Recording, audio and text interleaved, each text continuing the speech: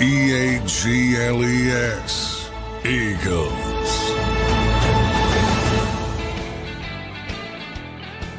Welcome in, everybody, to a Thursday edition of Birds 365 here on JAKIB Sports. I'm your host, Zander Krause. That's my co-host, Johnny Mac, John McMullen, kicking off another day where there's some Eagles news in the pipeline. Johnny Mac, how you doing on this Thursday morning, brother?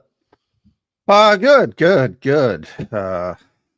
Marcus Epps coming in late last night. Some movements on the roster, but nothing really exciting. Although a lot of people are excited about Willie Lampkin, which I find ironic. But he's going to be our new Harrison Bryant because he was a first-team All-American, and he looked pretty good in the preseason game, and Jeff Stoutland wants him, so that part of it's got some heft to it. But bottom line is the guy's 5'11" and 280 pounds. I mean, 5'11", not the right height you want to be a center in the NFL. Yeah, so people are excited by him. Marcus Epps back, gives him some veteran steadiness, I would say, but he's coming off a torn ACL early last season. Didn't work out. New England asked for his release. I think he was going to get released anyway, so that's sort of like the preemptive move. Is he better than Tristan McCullum? I don't know. We'll see if he's healthy or not. I think he's better. I don't know about that ACL, though, Yeah, I think the Eagles get too caught up in people they have a history with at times. And I think people are going to say, well, Marcus was pretty good in 2022. He's not 2022 anymore. But we'll see if it's a slight upgrade. I think his experience is valuable. We talked about the youth of this team. I think that part is valuable. And then Charlie Hewlett's back already, which was a surprise and an indication to me that somebody else was going to sign him, and the Eagles had to move quicker than they wanted to. That's what a couple other people thought, that same kind of. Well, they might have had a little more leeway with their with Rick Lovato as compared to Charlie Hewlett. Hewlett or Rick Lovato they had for a long time. Maybe he was the handshake deals went smoother with him than it did with a new player in Charlie. I mean, it's just strange to do it for one day and then not use what you're doing it for. So that's a giveaway that somebody else was offering a 53-man spot, and he probably went back to the Eagles and said, look, I got to take this. I can't wait around. And they said, all right, we'll put you back on the roster. That's just my guess of what happened from that standpoint. And that probably caught him a little bit off guard. So you want to look at Trevor Keegan, the guys who were waived, and Tristan, who knows? Maybe they weren't thinking about bringing in Marcus Epps. Who knows how it all shook out, but a little bit of churn on the back end, but nothing that's going to really affect the team, I would think. Epps would be. And by the way, I don't even know if Epps, because it happened so late, I don't even know. He might be signed to the practice squad to start. You got to wait. I'm going to text. Hopefully we'll get it during the show. I don't even know if he's going to start on the 53. If he starts on the 50, you got to waive somebody else. Where are they already over technically right now? Well, he's not official yet, so they're not over. You can never be over. But when they do sign him officially, they got to wait. They got to make a spot for him. So he might, and they have a spot on the practice squad. I have to double check that too. 1, 2, 3, 4, 5, 6, 7, 8, 9, 10, 11, 12, 13. Yeah, they're at 15 on the. So they have an open spot on the practice squad. He might. Yeah, I was thinking if they got rid of McCullum, it would open up the spot for Epps. But who filled that? I guess. Well, you added Lampkin and Hewlett, right? And you dropped Keegan and McCullum. Okay. So he might start on the practice squad in theory. So still 11 offensive linemen. Yeah, right now. Because if you look at it as Lampkin replacing Keegan, which it doesn't really matter. You added 2, you lost 2, but so yeah, And Jeff Stoutland said this summer he always wants 4 guys who can play center between the 53 and the 70-man roster.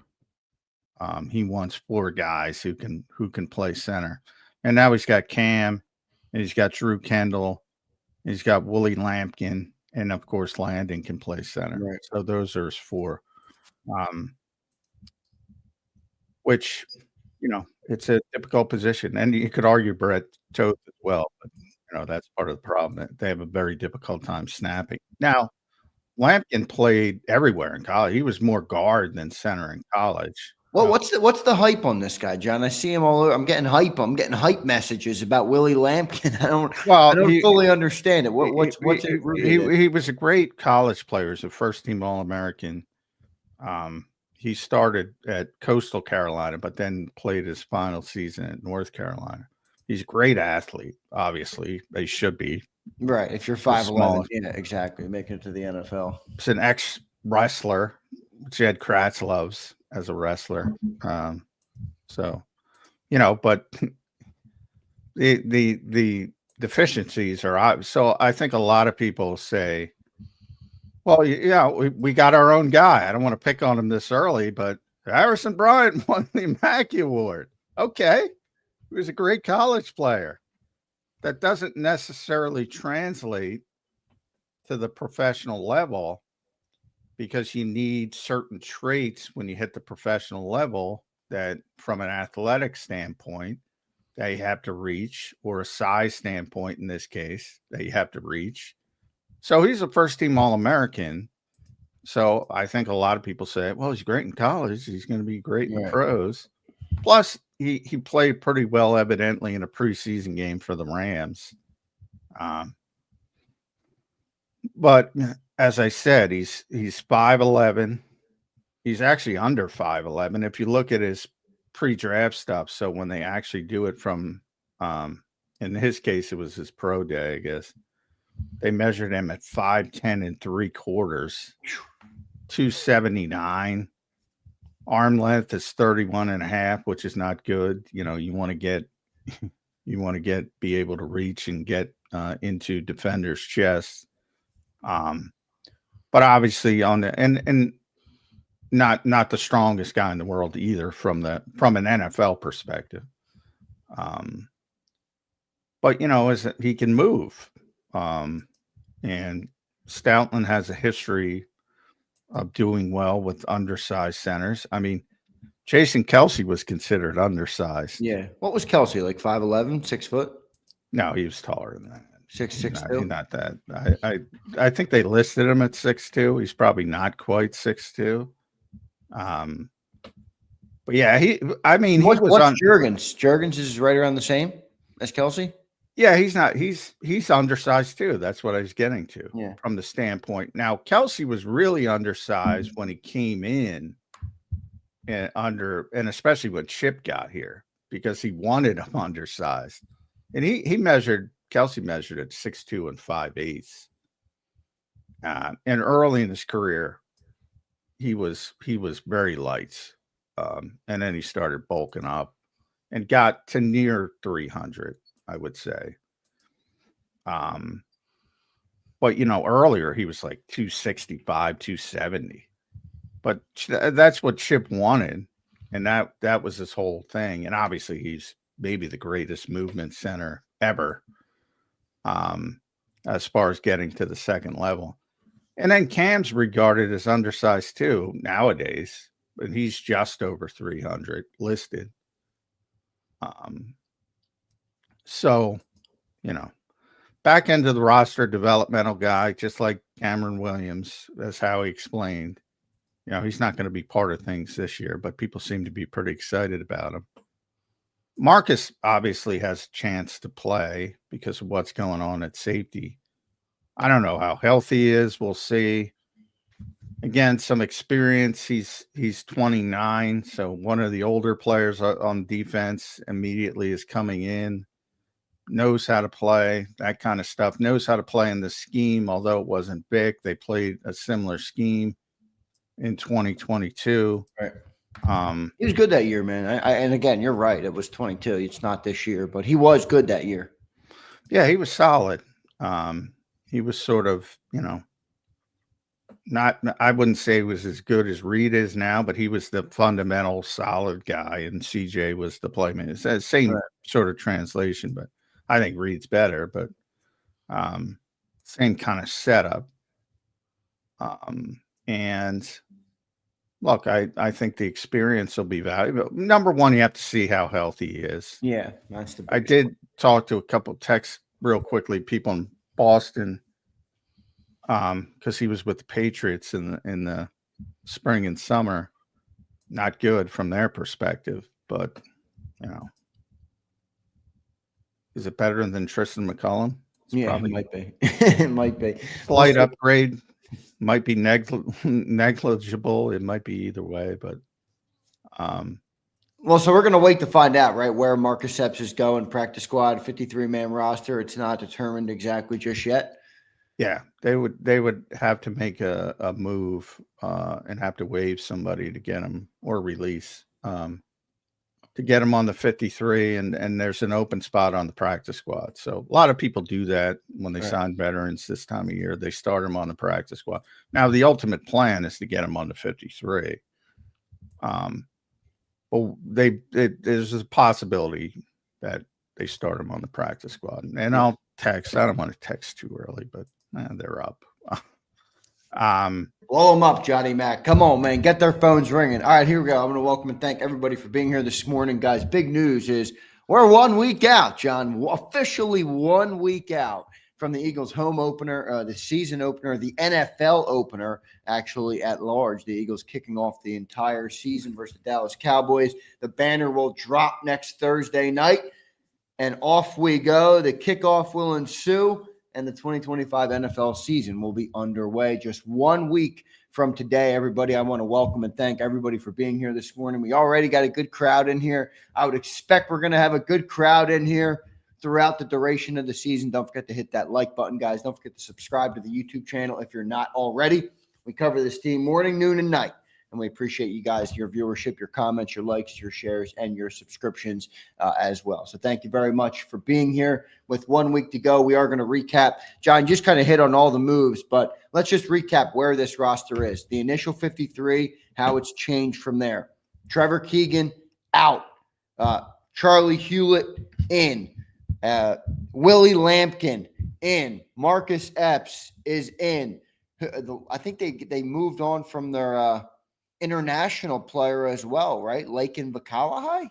Yeah, Lakin is out as their international exemption player. Everybody, that's what gets you to 70. Okay. Yeah, but you have a 16-man practice squad, which gets you the 69, and then 70 you have the international player. So he got 2 years. Who am I missing?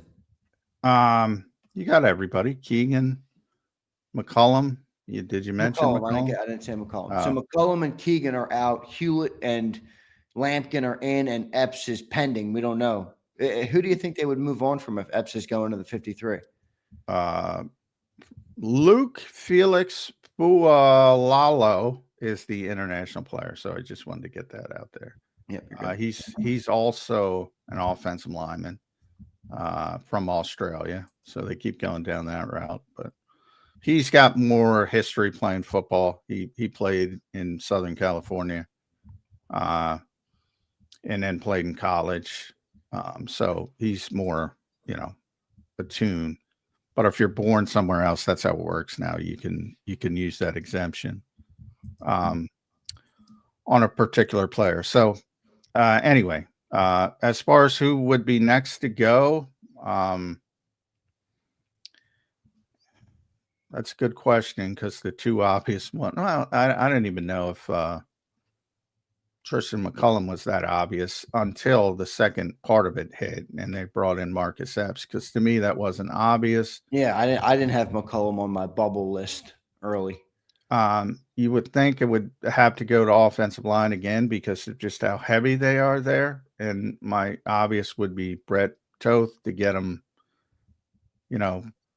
Again, wink, wink. get him back on the practice squad, maybe elevate him if you have to that way.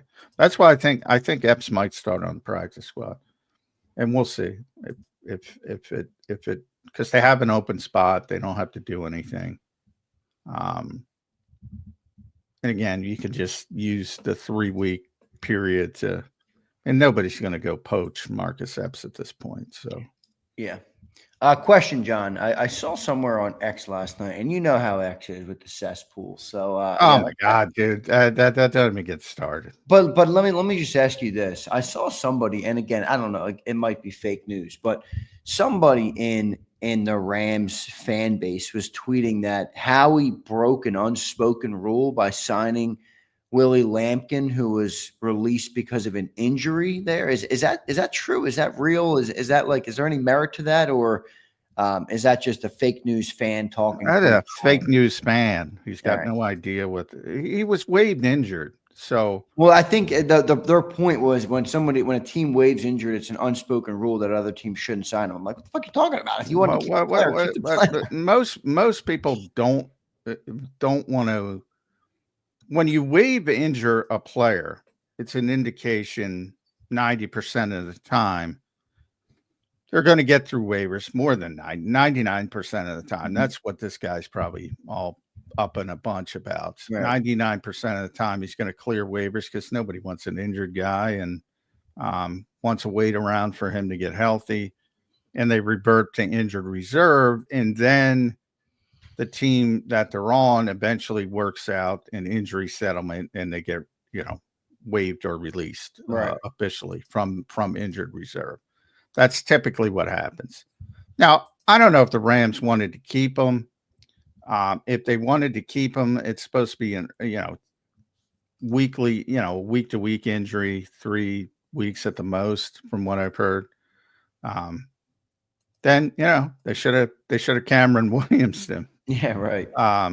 So it is rare from the standpoint of people rarely claim players, and the Eagles are 32 on the list, and that's the reason, probably the reason that they got him, because he's injured, so nobody else is looking at him. Not to say, by the way, that's another thing.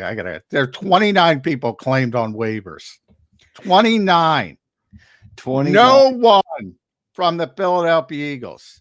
Every year we go through this. Keep this clip, Zander. Every year. Oh, they're going to lose this guy. They're going to lose this guy. Well, Howie made the right moves, John. He didn't release any of the wrong people. If Darius Cooper was released, John, he'd have been claimed. Come on. Oh, yeah. Eli Ricks would have been claimed. We finally said he got the waivers finally after 3 years, and he didn't get freaking claimed. And he's back on the practice squad. You've been beating that drum for years. Oh, my God. And when they do, like Noah Tungiai, and by the way, I hope Mike K's listening. Like Noah Tungiai. Oh, my God. How can they lose Noah Tungiai? He was back 3 times. None of these guys ever, if they're that low, don't worry about it. If you lose one occasionally. And they're 29, which is really low. It's usually a little bit more than that. Yeah, that's real low this year. Really low. A lot of players. How many players get waived? Nobody in this league, even the Carolinas of the world, and whoever you think whoever you think of the Patriots, and they seem to be getting better a little bit with Vrabel. Whoever you think is the worst team, Cleveland, whatever. None of them wants your 54th guy when they're working with their own young guys or a pain. It's just every year I go through this, and it's like pregnancy. Everybody forgets the next year. Oh, my God, you can't put this guy on waivers. Yeah, you can. You can. But anyway, they got everybody. Well, you're right, man. A lot of people get released from teams, and to only have, what was it, 29 players? That is a crazy low number. Well, John, what did you think of the practice squad? I do want to get into it. It came out yesterday. We and you haven't had a chance to talk. One name that sticks out, I see people talking about it in the chat right now, and I want to correct him real quick. Anais Smith, he must have been done with Philly because he chose to sign with the Panthers practice squad. I think he got through waivers. He did get through waivers. You just said none of our players were claimed. Was Anais Smith fed up with being with not playing here in Florida. I don't, it is a two-way street. You can, negotiate with anybody for the practice squad. And I think, from both ends of the spectrum, he needed a change of scenery. So it could have been the Eagles. It could have been on ice. It was probably both, to be honest. He did not get claimed though, right? People ask. No. Yeah. You if you're claimed, you're on the 53-man roster. Right. That's the problem. That's why nobody gets claimed. You can't claim people for your practice squad. Right. Like you've pointed out, people have, they got 90 names in camp. They probably have 53 they want to keep. Yeah. Well, some don't. Some don't, but only 29. Only 29 players league-wide. And it can be valuable. It can be valuable for the shittier teams. I mean, Tennessee was first and they claimed 4 of them, so. But they know they're going to get them. They're first in line, so they can pick the best of the cut players, or whom they believe. And typically, the first team will get 3 or 4, and they did. And the Rams got the most claimed from their 90 men. They had 4 claimed, but 29 total. And Anais Smith was not claimed.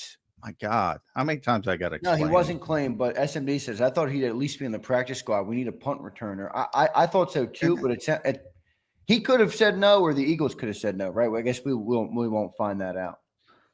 Boy, I'm surly because of the cesspool of social media today, but so I apologize for being surly. And that's another thing. With this bucking, we need a punt returner. My God, the mentality. You're about to get cooked. I'm sorry. The group, the Eagles have one of the best 5 punt returners in football. The groupthink mentality. Oh, Cooper can't return punts. Why the fuck not? Was Cooper that good at it last year?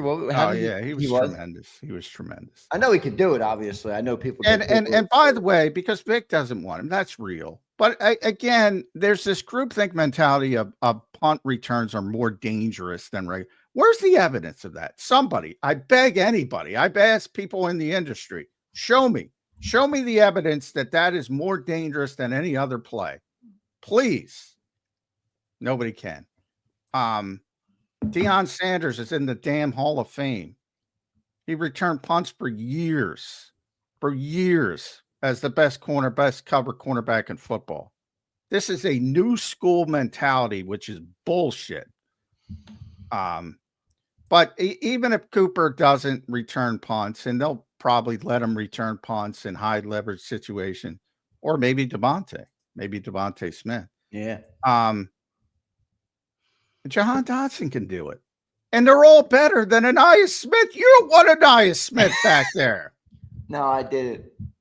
I didn't want Anais. And by the way, he's not a bad returner. Anais's problem is you cannot be a punt returner unless you secure the ball first. Yeah. Yep. And unless you catch the ball, you don't lose field position.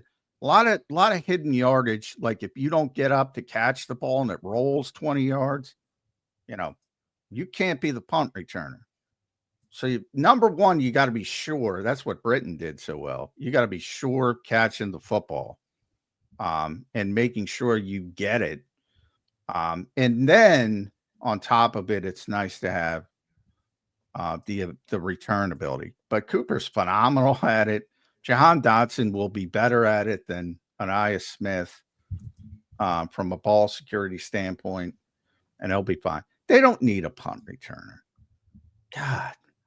Anyway, I'm sorry. And here's Cody. Cody checks in and says, don't think it's more dangerous of a play, but more plays on the field equals more chance for injury is their thinking. I'm with you, John, though. Yeah, well, yes. The more plays, by that estimation, though, you shouldn't play him in base defense now, because he didn't play in base defense last year. So that's 160 more snaps. Oh, God forbid. Right. I can't worry. And punt returns are obviously even far less than 160.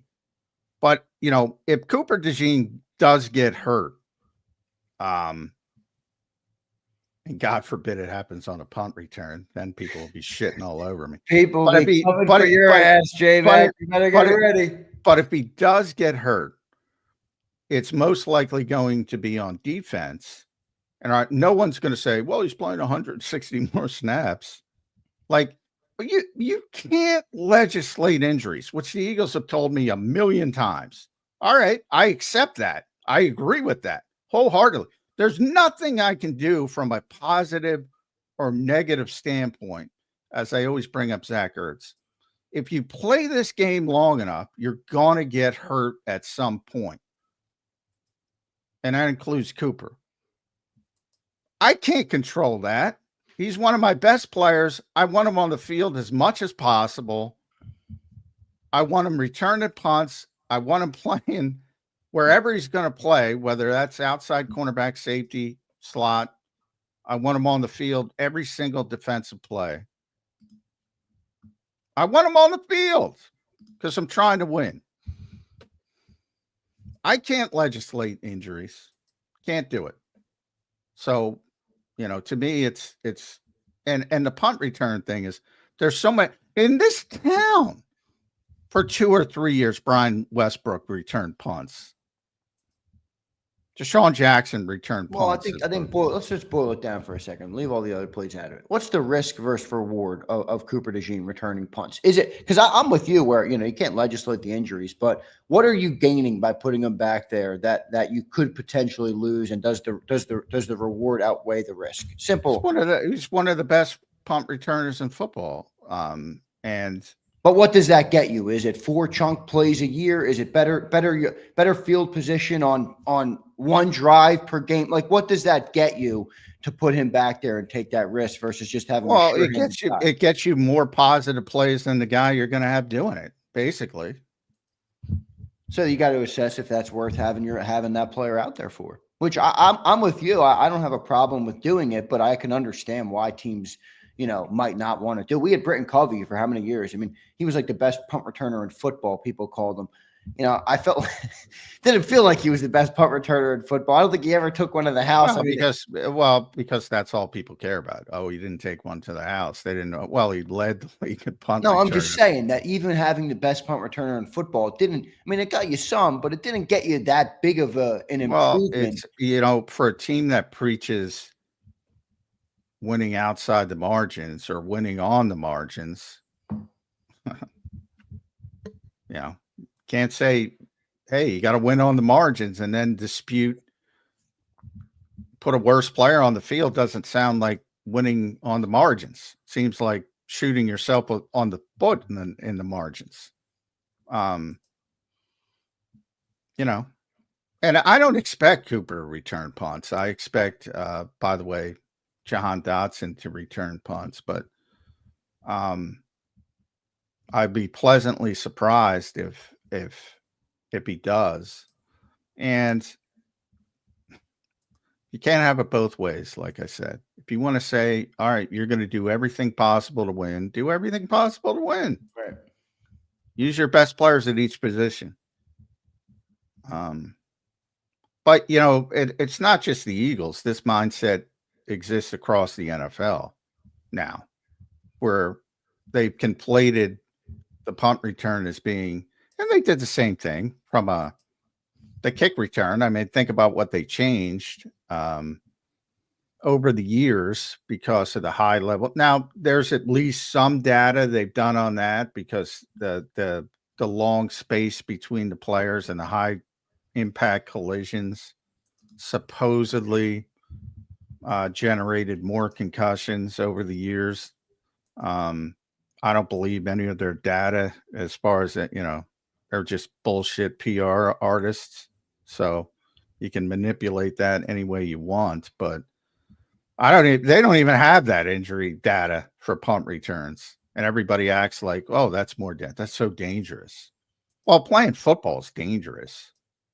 Somebody might go out there practice today and get hurt. Happens all the time. Right. So, yeah, to me, it's stipulated, of course. And I forget who said it, so I apologize. But yes, obviously, if you increase somebody's snap counts, there's more opportunities for them to get hurt. That's correct and obvious. But again, they're already doing that by putting them on the field in the base defense. And that's what we have these discussions offensively in a higher profile situation about Saquon's touches And they're like, oh, we'll manage him during the week. We'll manage him during the week. We'll manage him during the week. And we're going to give him as many touches as possible to win a football game. I agreed with that philosophy, and they won a Super Bowl because of it. I mean, many other reasons, but that was a major part of it. So yeah, I just think they've fallen into, and that's not very Eagles-like to fall into the groupthink. Oh, punt returns. Right. Oh my God. And by the way, if you go back to Dion's era, the punters are so good now that the punt returners get less work because. Well, that's why I said, is the reward even worth it? Well, if it's 2 plays, the reward is worth it. If it's 3 plays, if it's 4 plays, if it's 5 plays, again, you're winning on the margins. Isn't there other ways to win on the margins? Well, is taking a fair catch difficult? No, it's not. But you don't need Cooper DeJean to do it. But I guess you. I guess you could. Well, you do because because you want the sure hands, right? Some of these morons won't even catch it. And you lose 20 like yards. You said, that was Ania's problem. It wasn't after he got the ball. It was getting the ball. Yeah. But that's what Nick always raved about Britton Covey. Like, he will save you 15 yards of field position just by racing up to catch a bad punt. Right.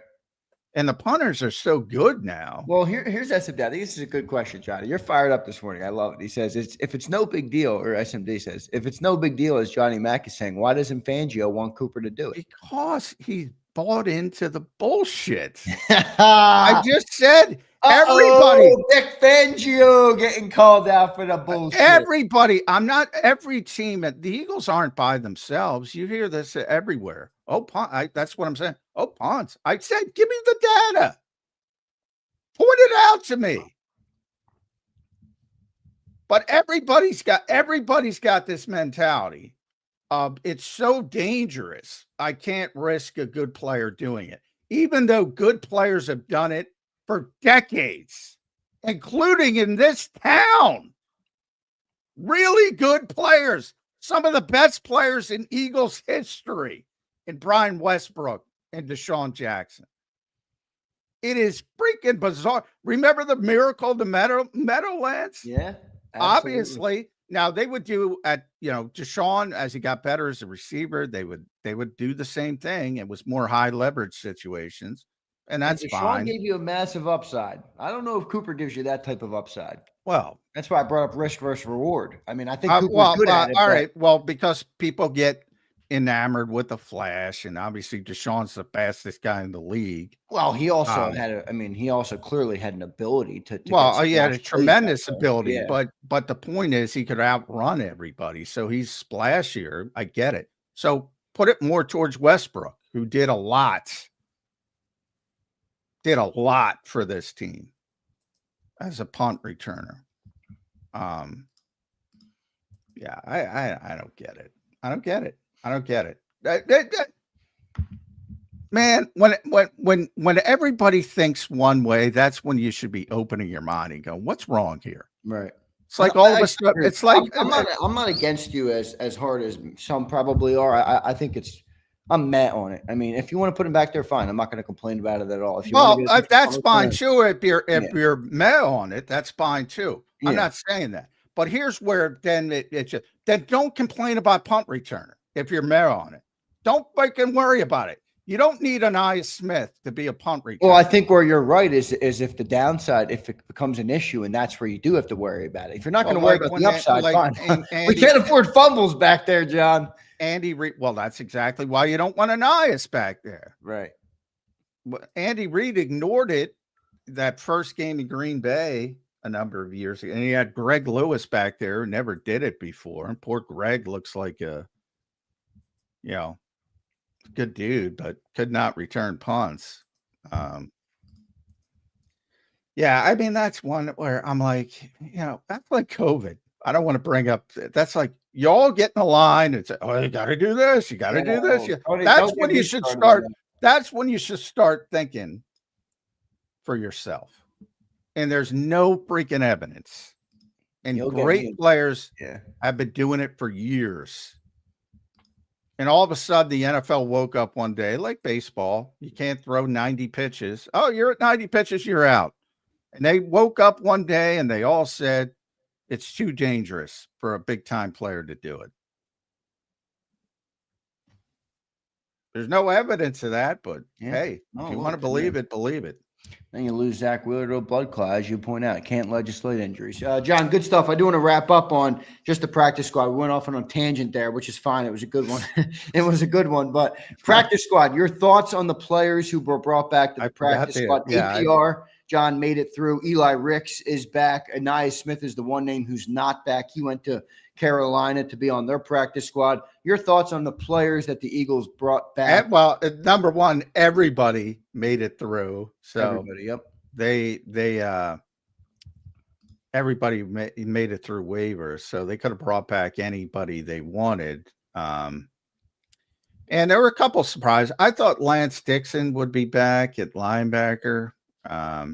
They did not bring him back. Now, he got hurt. He got tweaked a little bit in the Jets preseason game, so maybe that affected it. I thought they'd bring back Montrell Johnson. They didn't. Instead, they went outside to get Audric Estime. Yeah, I was going to ask you what you thought of that player. Yeah, good college player, really big. They're back. They're in this mold with AJ Dillon and Saquon's big. But he's huge. He's another. I always preach before they got Saquon on this very show. I said, boy, I'd love to see a big north-south runner behind this offensive line. You used to say that when A.J. Dillon was in Green Bay. Well, that's what I said. I advocated signing A.J. Dillon. And, because Miles and DeAndre had the same problem. They bounced up out. They were good backs. Shifty. They were constantly bounced up outside when they didn't want, when they shouldn't have. And they were both good. But there was just a lot of meat left on the bone. And I said, I would love to just see a north-south big runner behind this offensive line. And now they got A.J. Dillon and Audric Estime. Now they don't need him because they got who's also big back. But yeah, he was a very good college player. People probably remember him because he was at Notre Dame, so it was high profile. Had like 18 touchdowns. And he was pretty good as a rookie for Denver, but evidently they don't want the big back. They want to go in a different direction. So putting him on the practice squad is no lose situation. So yeah, I like that signing. He's got a higher upside than Montrell Johnson. So yeah, I like that signing. What'd you think of Kenyon Green coming back? Was that Howie making sure that he didn't let him go let CJ go for absolutely zero zip zilch, and he tossed Kenyon on the practice squad? What do you think? No, I think did he do this summer? I could see. Well, Howie said he ran out of time. That's what he got hurt. He was hurt. He was not. But I could hear the disdain in Howie's voice when he got the Kenyon Green. He sounded like me going on a tangent, except without the expletives, about because he was asked the obvious question of, well, it didn't work out. The trade didn't work out. And he was like, Jesus Christ. I could just see him. He's like, it's not a freaking vacuum, which is the word everybody's like, oh, you didn't get anything. But it's like, it's not a vacuum. The reason, and CJ himself revealed this. He was going to get cut if he didn't get traded, and he called up.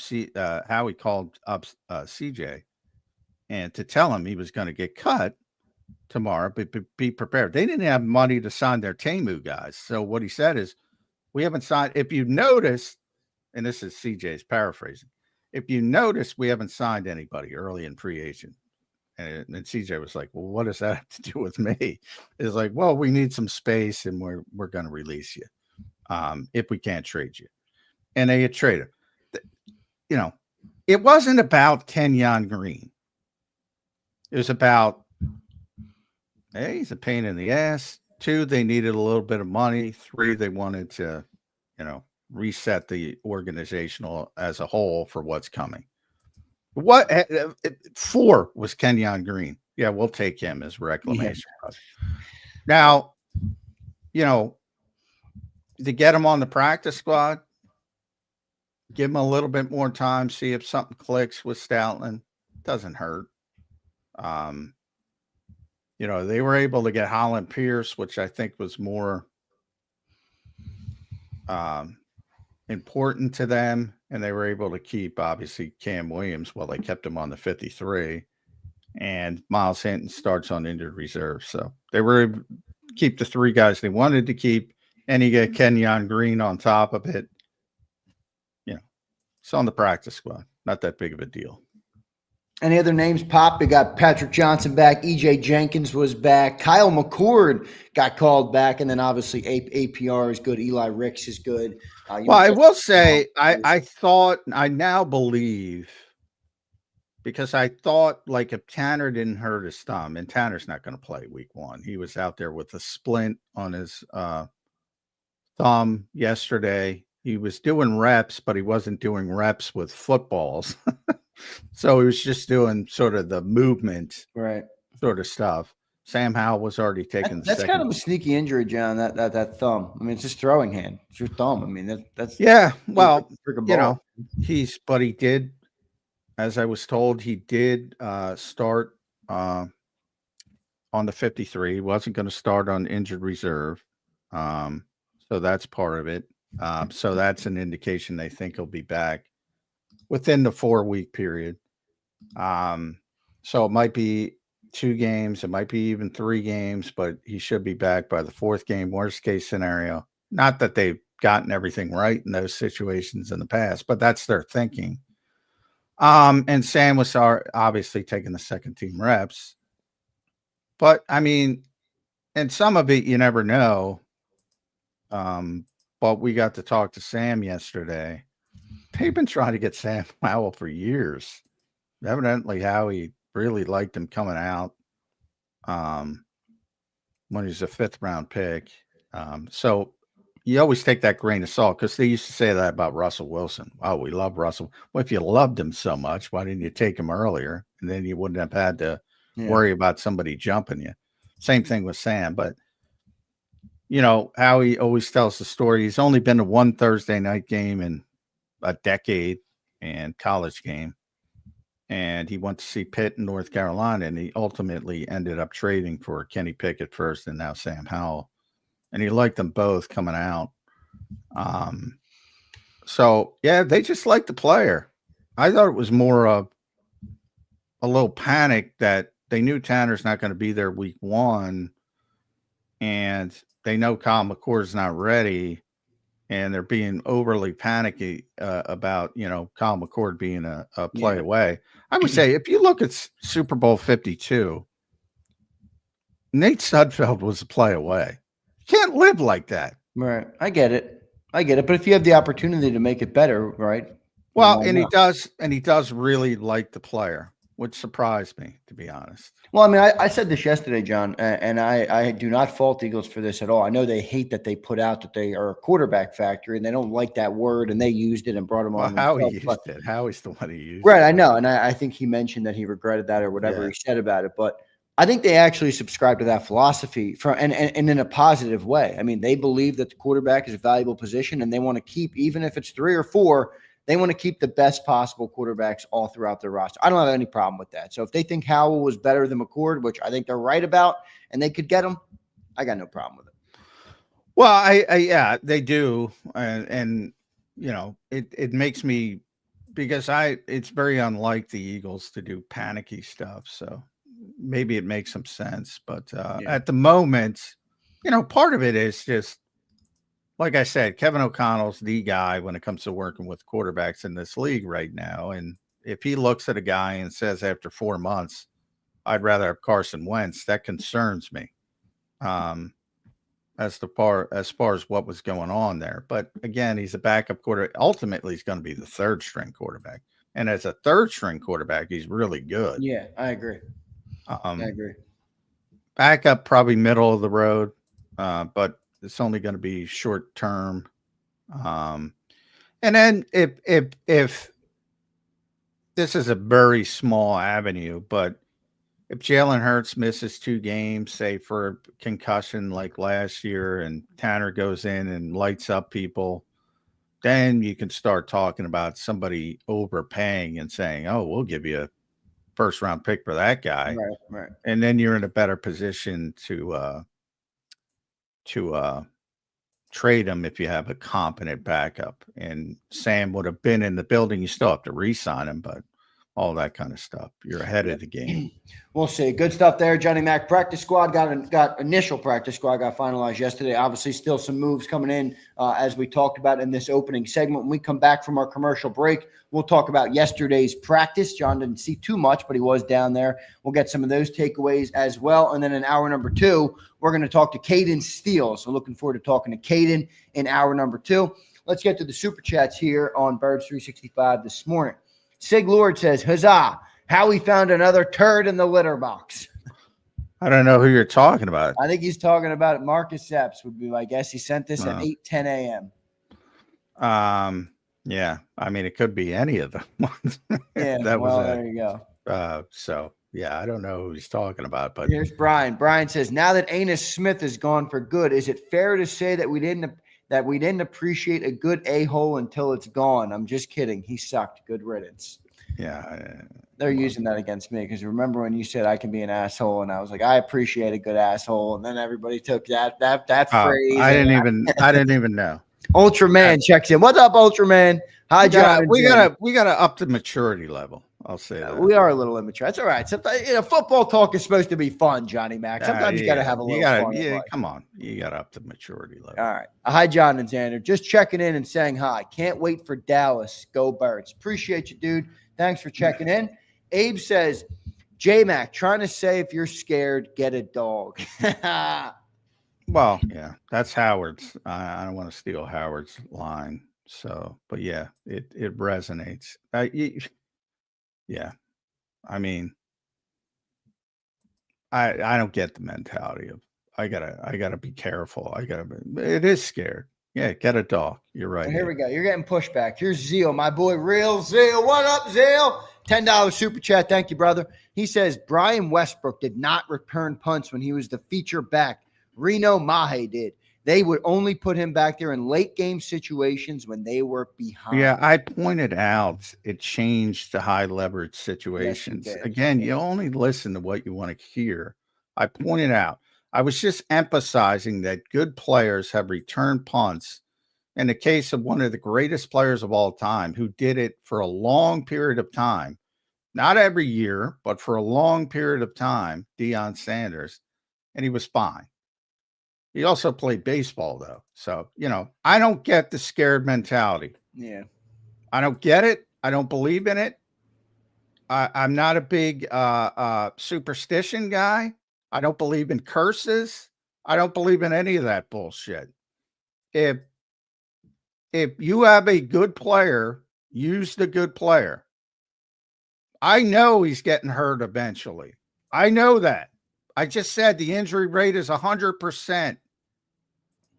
He's more likely to get hurt on defense than he is to get on punt returns. So by that, you would say, well, you got to limit him on defense.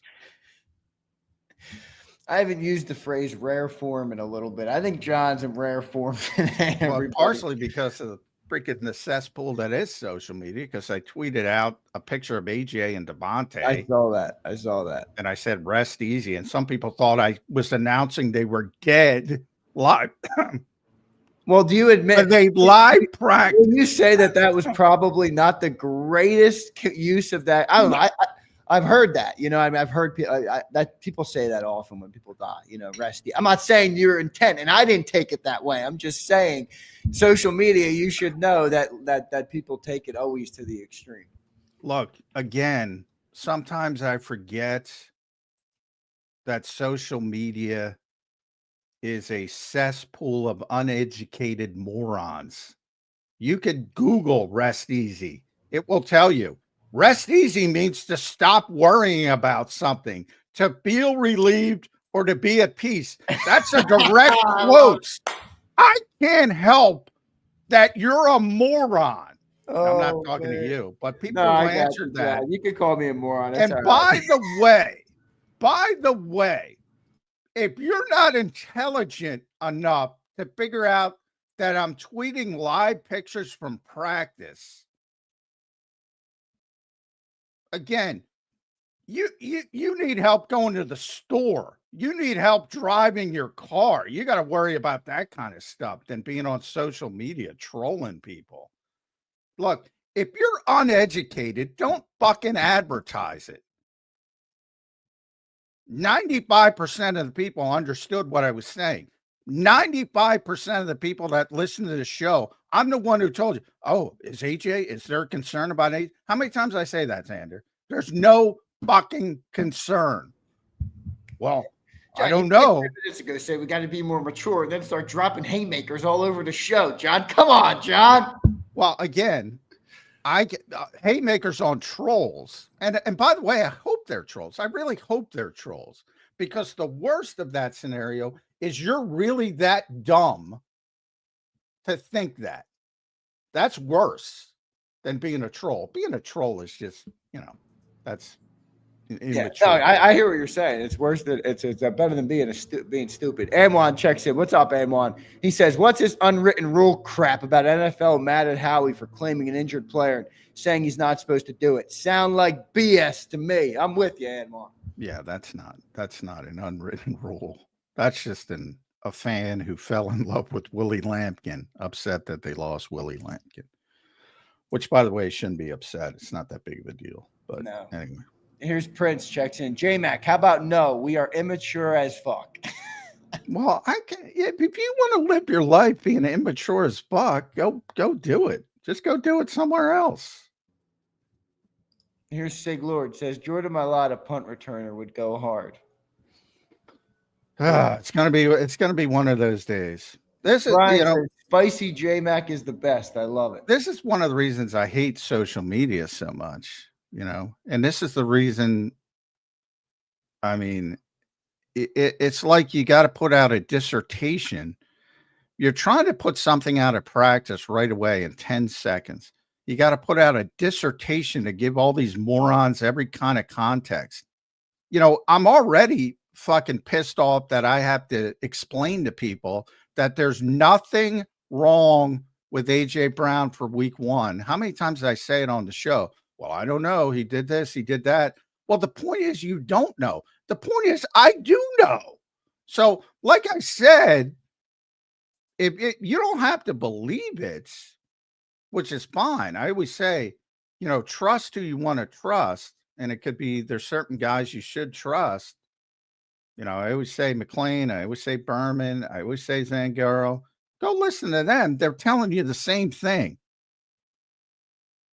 We're not speculating.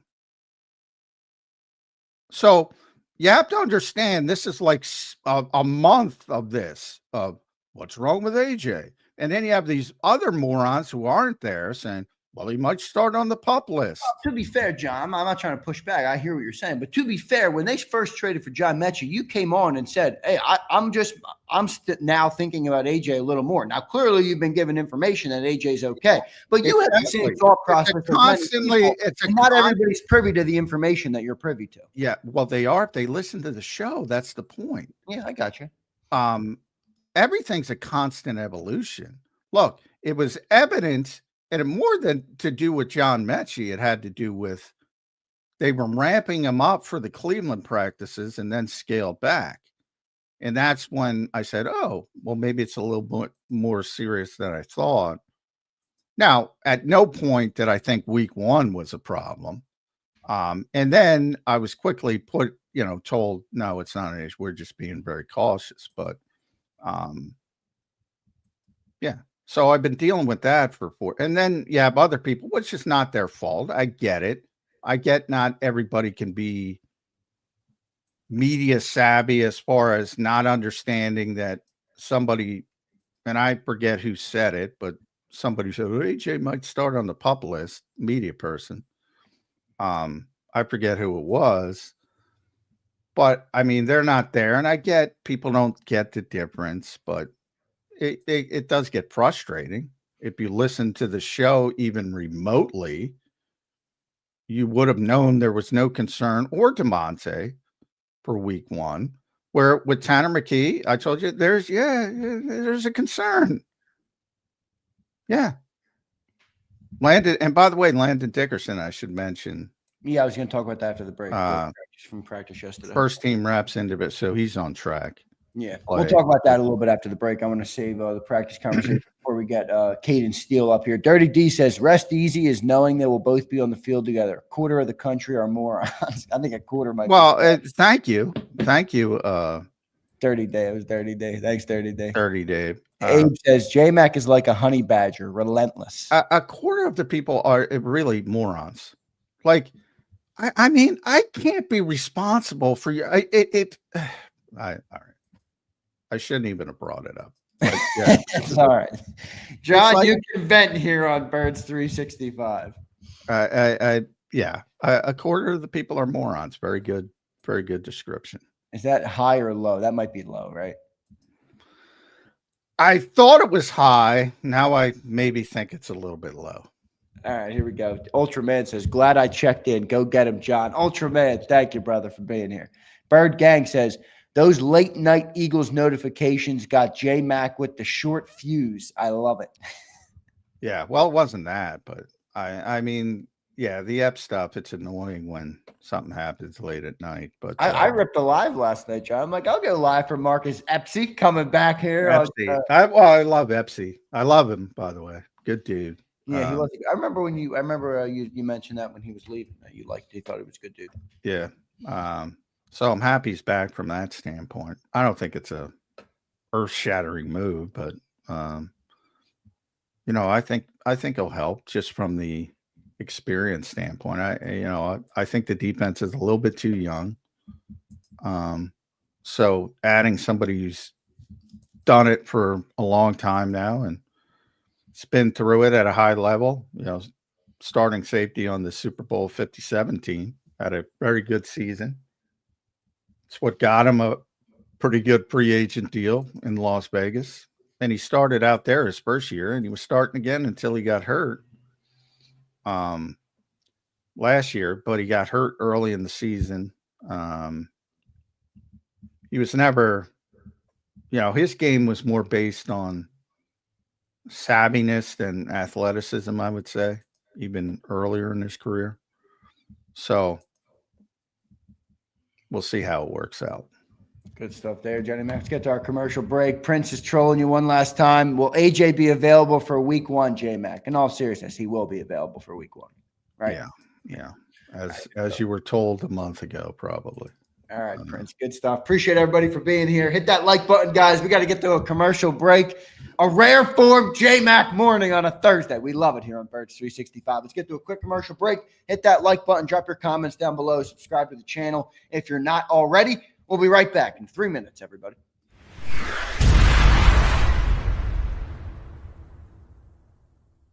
The following is a presentation of JAKIB Sports.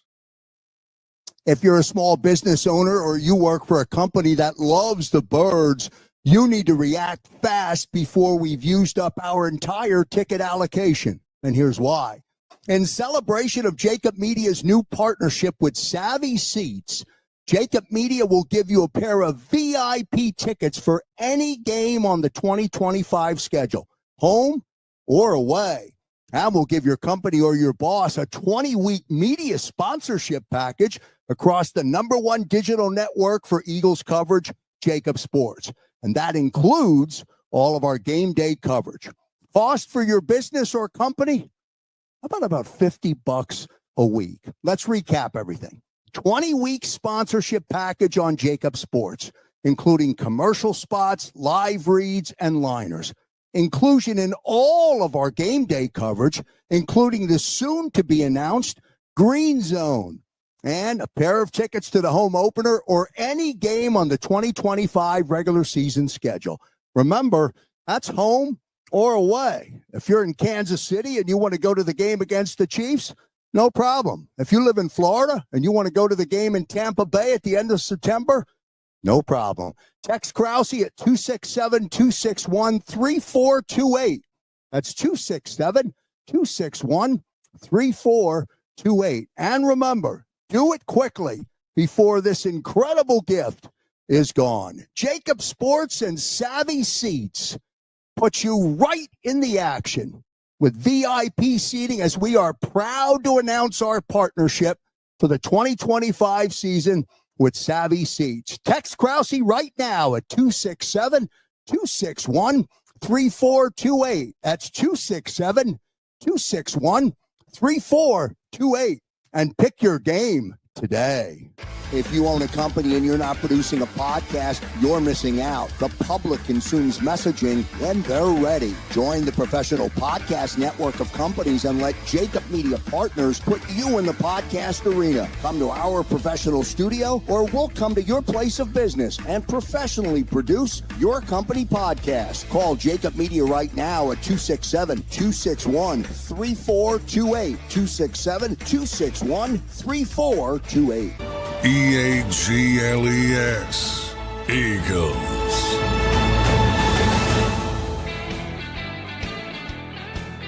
Welcome back in, everybody, to a Thursday edition of Birds 365 here on JAKIB Sports. I'm your host, Zander Krause. That's my co-host, Johnny Mac, John McMullen. Give us follows on X at Zander Krause and at JF McMullen. Appreciate everybody for being here today. Don't forget to hit the like button, subscribe to the YouTube channel, drop your comments down below. And check in. If you guys have super chats or thoughts, you can always do that, and they go right to the top, and we will respond to all of you guys. John, we just recapped the practice squad and a lot more punt returners, some tangents, all sorts of things. I do want to get into the practice yesterday. Chance Campbell, by the way. Does anybody know who Chance Campbell is? Because he was signed very late, but he's back on the practice squad. Yeah, Chance Campbell added back. Johnny Mac, they were back on the practice field yesterday. Now, your life has shifted drastically as a beat reporter when it comes to consuming practice. Walk us through that, and then kind of we'll get the updates on what went down yesterday at the NovaCare. I know Landon Dickerson is obviously a big name of importance from yesterday's practice. Yeah, we don't get to watch practice, the importance part of practice during the regular season, which is team drills. So we get kicked out after stretching and individual work, which is, not very valuable when it comes to projecting things like playing time or what the Eagles are going to do. And obviously they're preparing for teams now. That's why they're actually game planning and preparing for a specific team. However, of all of the positions, the one you can get the best feel for is offensive line because of the way Jeff Stoutland runs his practices. And that's basically starts out with combo blocking drills. And you'll see, Tyler Steen working with Lane Johnson. You'll see Cam Jurgens working with Tyler Steen. Then you'll see Cam working with the left guard, who was Landon Dickerson, and Jordan Mailata working with Landon Dickerson. So he is ramping up to play in week one. Now, again, to the point of, he just had meniscus surgery. It's not to say he won't show up today and have swelling and have a setback. Right. You got to get through it, but we're in that week window now, though, John. We're kind of right there. It's like when the season rolls around, you normally have a week between games. Well, here we go. We're a week out, man. So it's going to be interesting to see how Landon. Yeah, the plan is obviously for him to play. That's clear. What's your gut right now on Landon? My gut is he's playing. Yeah, okay. My gut is he's playing. I was thinking maybe keep him out, John, if there's any concern, because why risk it in week one? I don't know if there's a risk of re-aggravating the injury. I think with that particular injury, it's, if you had any concern, you'd do the full repair and he'd be out for a long time. So by doing the trim, that was an indication that both the team and the player want to be back as quickly as possible. And barring a setback in practice, he's going to be out there. He's going to be the starting left guard. So all the Brett Toth? Is it going to be Brett Toth? Is it going to be Darian Kennard? Is it going to be Drew Kendall? Is it going to be Tyler Steen moving over, which was never going to happen because it was always going to be short term. Yeah, nothing to worry about. Similar to waivers. But, yeah, you leave it up to Landon, he's going to play. That's sometimes you got to save him from himself, though. No doubt. Johnny Mac, who spoke yesterday? I know you mentioned Sam Howell spoke. I didn't have a chance to consume it all. It was a busy day yesterday, but who? Fred Johnson spoke. Darius Cooper, the undrafted guy making the roster, he spoke. Sam, who am I missing? I gotta look. Gabe Hall. Gabe Hall spoke. So, it was basically new guys and guys that maybe the public see as a surprise to make the roster. Which anytime an undrafted guy makes the roster, it's always a little bit of a surprise, but it became pretty clear late, at least after the Jets game, at least, that Anias wasn't going to make the team. So he was there. And then I think a lot of it was Gabe versus Byron Young, which is ironic since they're like best friends on the team, but it ended up they kept them both. And they went really deep. To me, the most interesting part about that is who's the fourth guy in the rotation. And I think it's going to be either Byron Young or Gabe Hall over Ty Robinson. But, you can't leave Ty out of the equation completely because they might get him on the field. Doesn't feel like Ty's ready. I mean, I don't think he is. Just from what I've heard. But, you're probably, getting that from me, which is right. I don't think he's ready. But, that he's a relatively high draft pick, 4th round. And sometimes that weighs, pedigree matters. And the other guys, Gabe's undrafted. Byron was a high-level pick, but in Las Vegas, not here. He was the 3rd round pick. I just get the feeling Vic likes Byron Young and Gabe Hall better right away. But that's going to be interesting to see how that 4th guy is in the rotation. Going to be interesting to see. You did mention you've been talking about that for a little bit. That Vic's been kind of gassing up Byron Young a little bit more so than normal. So I think that position group is pretty good. But John, with 7 days out from the year, it's going to be interesting. I can't wait to see how everything unfolds. A week from today, the banner will drop, and they'll kick off versus the Dallas Cowboys. What a cesspool the Dallas Cowboys are right now. We have Mark Holmes on, John. I don't know if you know who Mark Holmes is. He's got a huge YouTube channel, covers the Dallas Cowboys, but he comes on and battles against Philly 500, one of the biggest Eagles YouTubers. They're just hanging their head at Dallas. They don't even have any fight back. They don't even have any fight left in them, John. They know that their organization is a cesspool. Yeah, it really is. It's really difficult when you have an owner that involved and he's just an abject disaster. It's everything. It's one thing even if you're Daniel Snyder is obviously. He's the poster child of probably the worst owner in NFL history. So it's difficult, but he really wasn't that involved. He did get involved with draft picks, I was told, but he wasn't involved. Like Jerry's got his fingerprints on every single piece of that team from a football standpoint. Yeah. From a business standpoint, it's great, but from a football standpoint, it is a disaster. Now, I often bring up Will McClay because I have a ton of respect for that guy. And he's one of the best personnel people, I would say, in the NFL. And he has been for a number of years. And he sort of runs, if you went back to when Joe Douglas was here the first time, he was that's his role. He's like in charge of personnel. And he's good when it comes to evaluating talent. That's why you see the Cowboys getting good players because of Will, in my estimation. But I mean, Jerry's just he's it's too tough to overcome, man.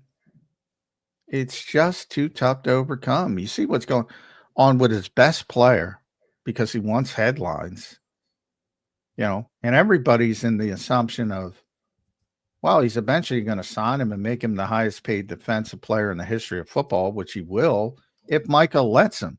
At some point, this was always going to bite him in the ass because somebody at some point was going to say, I'm just sick of this guy and sick of this organization and sick of this team and want to get the hell out. And I don't know if that's going to be the case with Micah, but he's taken it as close as possible to being the case.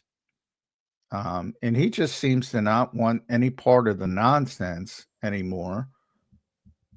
And, he's talking about negotiating with Pipe, which you're not even allowed to do if they have agents.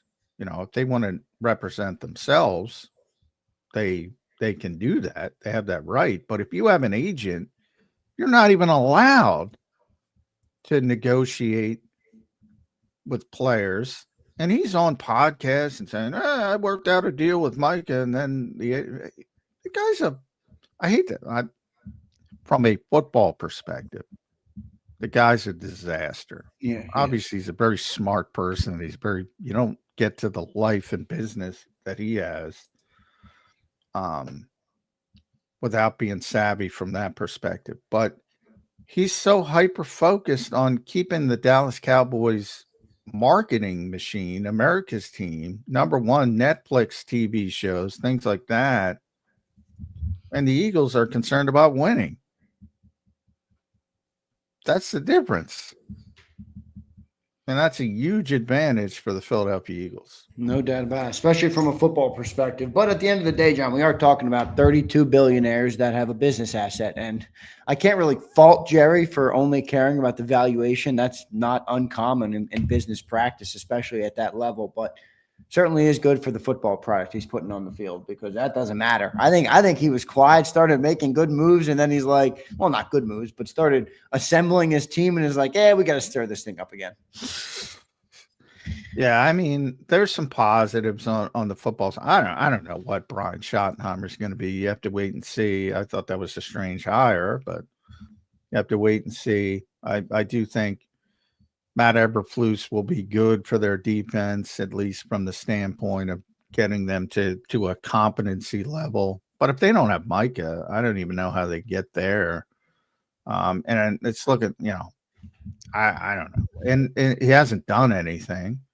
So I don't think he's going to be himself week one. So I think that's even if he does play. So I think that's an advantage for the Eagles. Yeah, I mean, I just don't think they're going to have a good year. No, they're not. You don't think the Giants get the third, do they? Well, I think no, because I think the Giants are such a mess offensively. But I do think the Giants are going to have an opportunity to win some close games because of their defense. If their defensive front is as good as it looks on paper, I think they're going to surprise some people by being a pain in the ass, but lose most of those games where they're being a pain in the ass. Because at some point, you got to be able to score points. And I don't think Russell Wilson has much left. Yeah, you saw Pittsburgh was off to a pretty good start, and then they had the back and forth injuries, and then they just in the end when they needed it, they just couldn't score consistently. I think the Giants, and then Dart is probably maybe turns into Bo Nix and does something like that, but that's what they got to hang their hat on. Bo Nix, Jackson Dart showing up and playing like Bo Nix. Right. And then they could be then I think they could push the Cowboys for third place, but it's not like I think they could push the Eagles or the Commanders.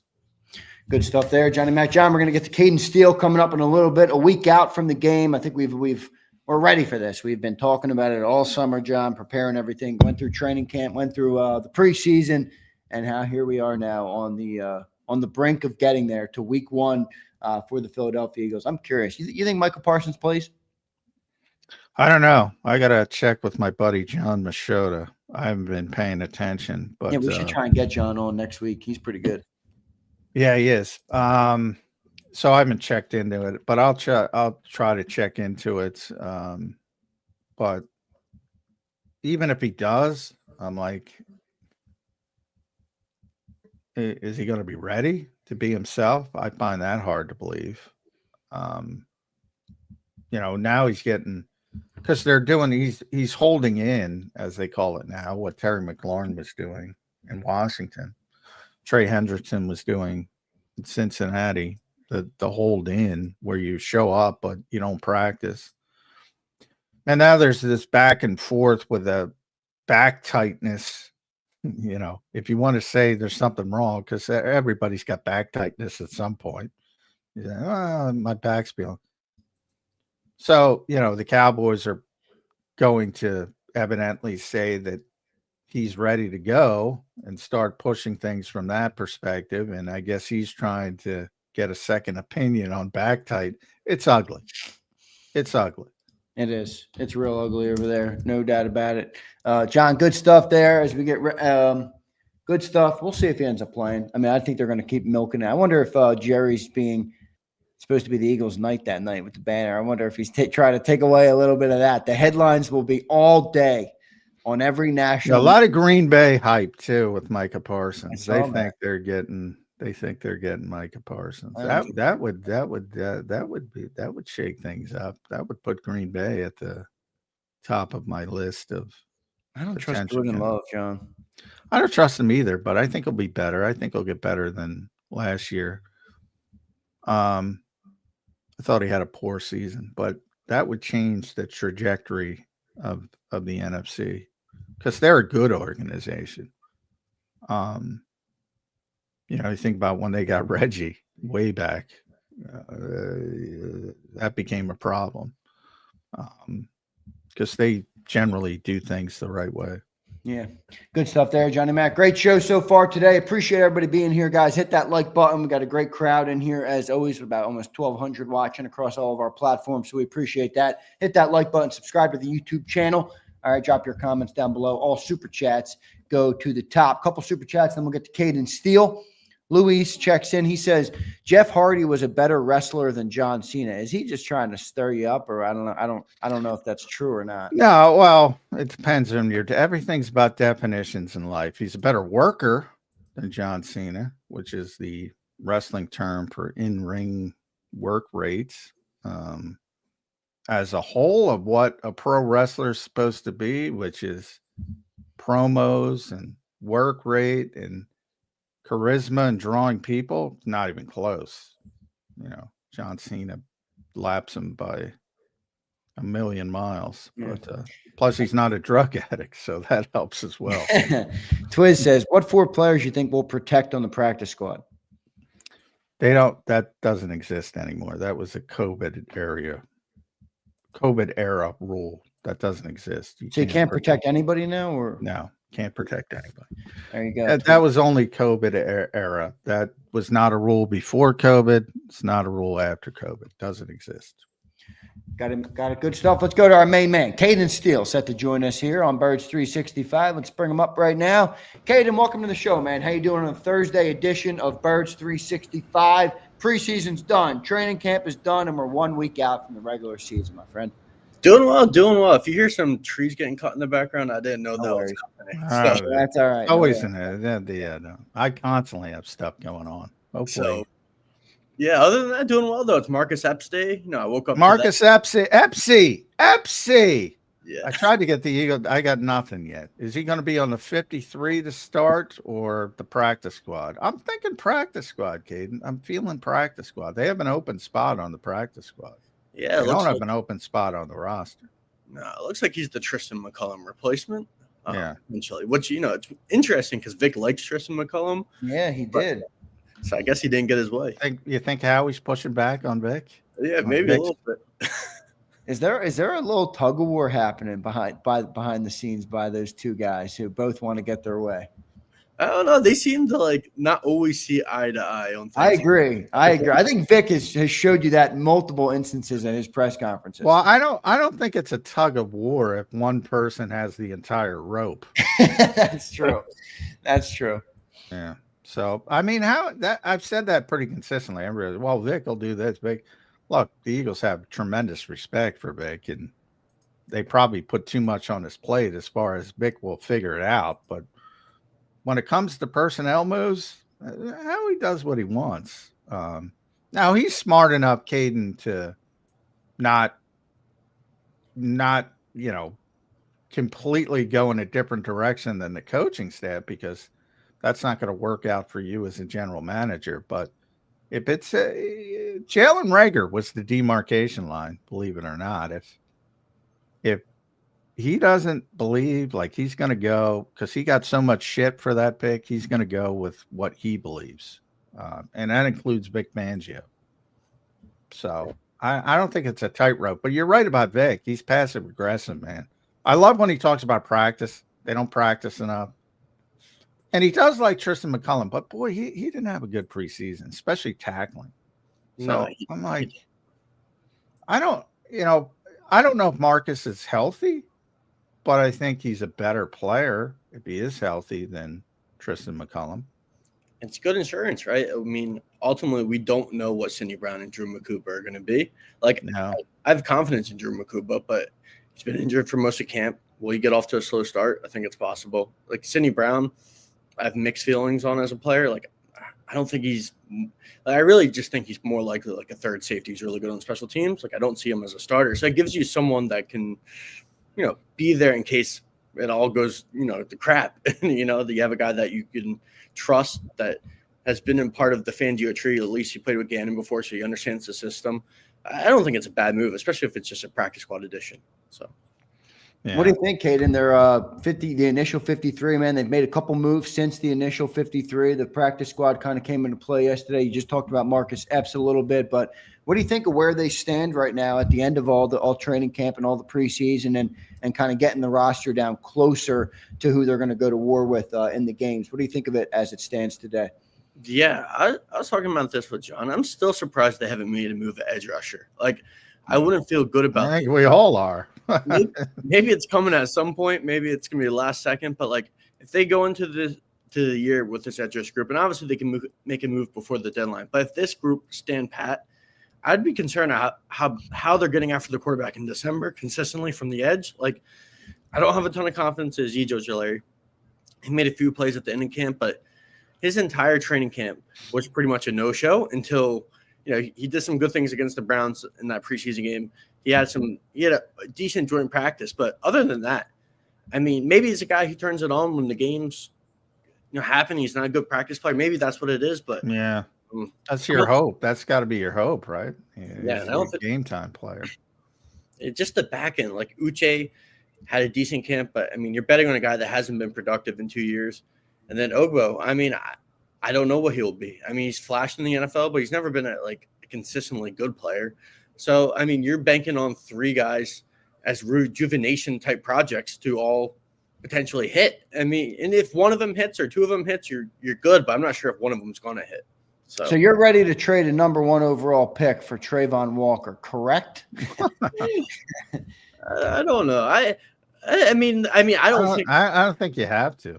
No. If they want to get rid of him. But I don't think they want to get rid of him. No.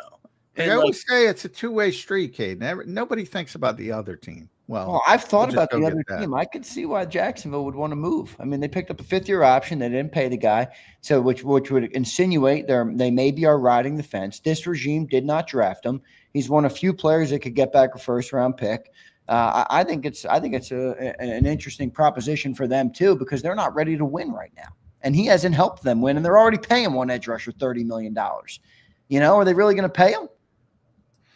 even if he were available, I don't think he's worth a first-round pick. Like, I mean, maybe Jacksonville would ask for that, but like, he's a good player. I don't think he's a guy that consistently creates pressure. He's not a creative pass rusher. I mean, he's 24. He's got 2 double-digit sack years.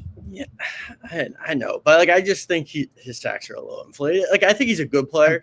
Comparatively speaking, he's better than what. Yeah, but I agree. He's not Trey Hendrickson. He's not, he's not the top tier pass rushers, the TJ Watts, those types. But he's much better than what the Eagles have. Yeah, right I'd do a second-round pick. Yeah, I do a second round. I try to get it done for a second round, and maybe something else, and maybe a second, a fifth, something like that. Yeah. And even throw in a corner. I don't care, but I first round is tough. Although from the Eagles' perspective, it's going to be what, 28 to 32, probably. Yeah, I mean, I wouldn't mind trading. I mean, if I were them, I wouldn't mind trading a first-round pick if it were for an elite edge rusher. I just don't think Trayvon Walker's elite. Like, I think he's good, but like, am I giving up first-round draft capital for a guy that is just? I mean, I don't know. I mean, they're also in a position where, are you going to find a player as good as Trayvon Walker? At the end of the first round, maybe probably not. So, I mean, I can see it from their perspective. I just think it's a little bit of an overpay for a guy that's good, not great. But they need to make a move at edge rusher at some point.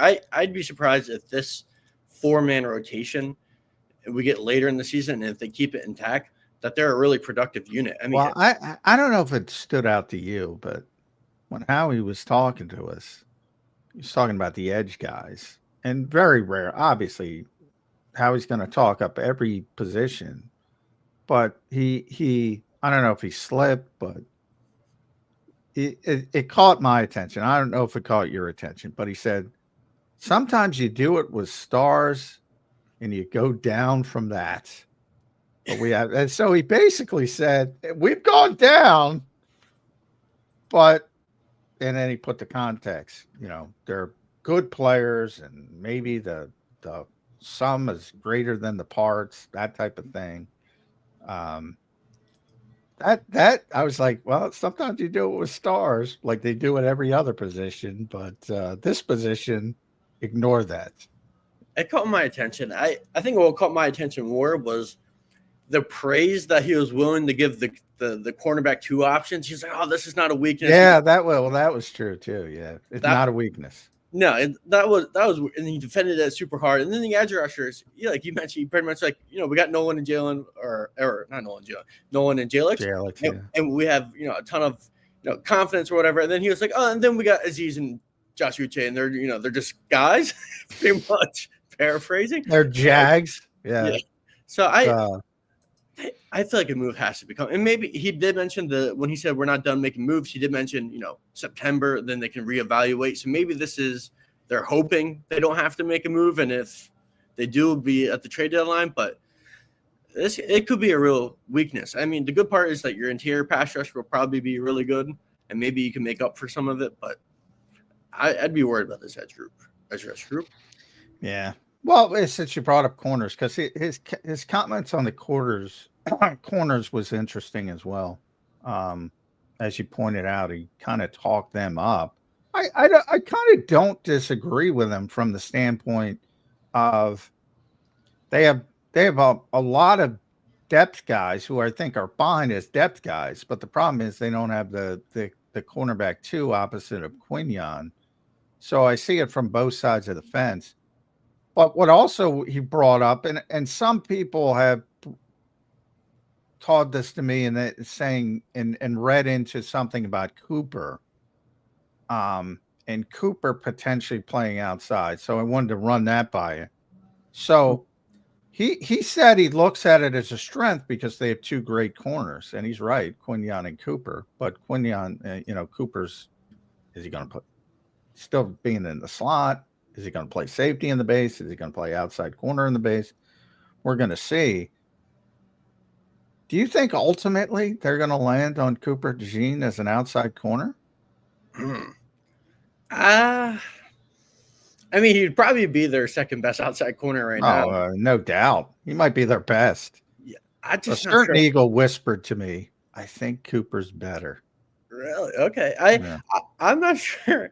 I'm not sure if Vic wants to move him out there. I mean, a lot of the stuff that Cooper does well is from the slot. I mean, he's so good against the run and like run fits. Yeah, And like, he is. Yeah. I mean, and then you make an argument now that position, nickel, is just as valuable as a really good outside corner.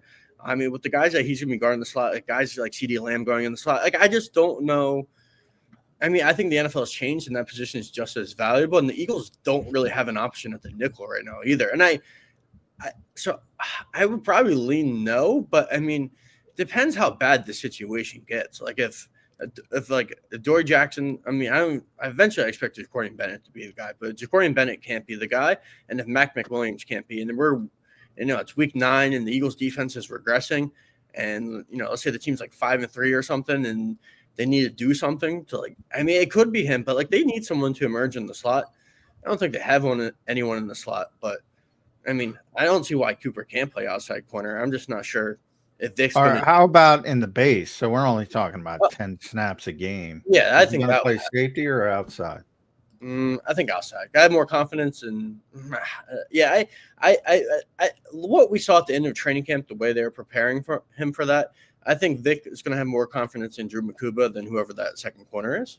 But I mean, Vic also likes him at safety, and so could it change? I don't know. Epps? Is Epps going to change it? No, I don't know about that either. I don't know what Marcus Epps is anymore. I mean, 2 years. Well, I know some people rip on Marcus Epps. Marcus Epps was a pretty good player. He was solid in 2020. He was. ACL last year, I think in week 3, though, he missed the remainder of the year. Yeah. So. Plus the Boston people did not think he performed well up there in training camp. But, so I can't see him starting, but it is interesting that Drew Makuba didn't practice yesterday. That was one of the concerns with Drew Makuba coming out. Could he hold up? And he's already been hurt twice in training camp. Looks like he's in danger of missing the first week. Can this guy really get through a 17-game season as an NFL starter at safety? Yeah, it's not a good start. I mean, the play has been encouraging at times, but yeah, I mean, he's a smaller guy. The second injury, I guess, is more of a soft tissue thing. Yeah. But the first injury was because of contact and because he's a smaller frame and he took a big hit, and that led to that shoulder injury. So that one, I think, is more of a concern. Like, can his body take big hits? I mean, the second one, it was just like he was in individual drills and he pulled up, and I don't know. They need him to be healthy though, because frankly, I just don't have a ton of confidence in Sidney Brown. I mean, like, I don't think he consistently plays controlled. I think there is some talent there, and maybe in a different scheme, he'd be a good player. But I just don't think he plays controlled enough. I think he misses tackles. He's not consistent enough in coverage. Yes, he flashes sometimes, but like, I mean, I think if Vic had to tell you the truth, he wants Drew Makuba to win this job, but he needs to be healthy. Yeah. And what about piecemealing it and letting Sidney handle the closed the lesser spaces, so like red zone, where he can go downhill a lot, and then rest of the time middle of the field 20-20 it's Drew. What do you think about piecemealing it? I mean, that would fit Sidney's skill set. I mean, that's the one thing he does do well is he flies downhill super fast, like no hesitation, which is a good and bad thing sometimes. But I don't know. I mean, I don't know. I just don't know. I don't know how I feel about piecemealing. I think they would just be better off if Drew Makuba could get healthy and win the job and just do everything. I think he can do that. Like, he's a physical player for his size. Like, he is physical. Yeah, well, that's the problem. He's a physical player for his size, and he doesn't have the size to hold up to being a physical. I saw that with Avonte Maddox for years. That was Avonte's problem. And he's kind of built similar to CJ. I mean, CJ gets banged up all the time. Yeah, but CJ, the difference between CJ was like a monster last year. Like, he built up his body from when he first got here. And even earlier in his career and with the Saints, he's like a different guy physically. And he still got banged up, because if you're physical, you're probably going to get banged up at some point. Yeah. Especially if you're small. Yeah. And either way, though, I'd be worried about the secondary, like these 2 points, like the free safety in second quarter and the edge rush. Like this defense, I think will be fine overall. I still think they have a ton of talent, but I mean, Vic has more work to do this year. I don't know what happens at There's corner. no doubt. There's no doubt. Yeah. All right. You know, what's the best way to help that secondary? If they're not going to trade for another secondary player, which I don't think they are, I agree with John. Jacorium was the move. Well, the best way to help them is to get him more edge, get him more pressure on the quarterback to bail him out in some circumstances if they are learning. I mean, or you have Makuba out there who's a rookie player, doesn't know how to play yet. I think the edge rushing room is, as John's been talking about all summer, is a bigger problem, and it's going to exacerbate the secondary problem. I would agree with that. I think so too. I mean, they always talk about defensive linemen and cornerbacks always talk about how it's a marriage between the two. And I just don't know if they're going to get enough pass rush to, if they were to have some holes in the secondary, I don't know if they can cover it up as much this year. Because, like, even Nolan Smith and Jalen Hunt, like, have so much promise, but it's still projection, expecting them to go from guys that flashed and were good and showed some potential to go from that to be consistently dominant off the edge is two different things. And I think everyone's expecting Nolan and Jalen to just be stars right away. And that's a projection as well. Like this edge rush unit is a question mark. There's not a lot of knowns, and they're banking on a lot of projection. Like the young guys turning out, which could happen. Like I do believe in Nolan and Jalix, but then they're also banking on Azeez Ojulari to stay healthy, which he's never done in his career, and to be productive consistently, which he hasn't been able to do because he's been hurt and he wasn't productive this summer. They're banking on Josh Uche, and in all reality, had like one really good year. And other than that, it's been a disappointment in the NFL. It's not been consistently that good.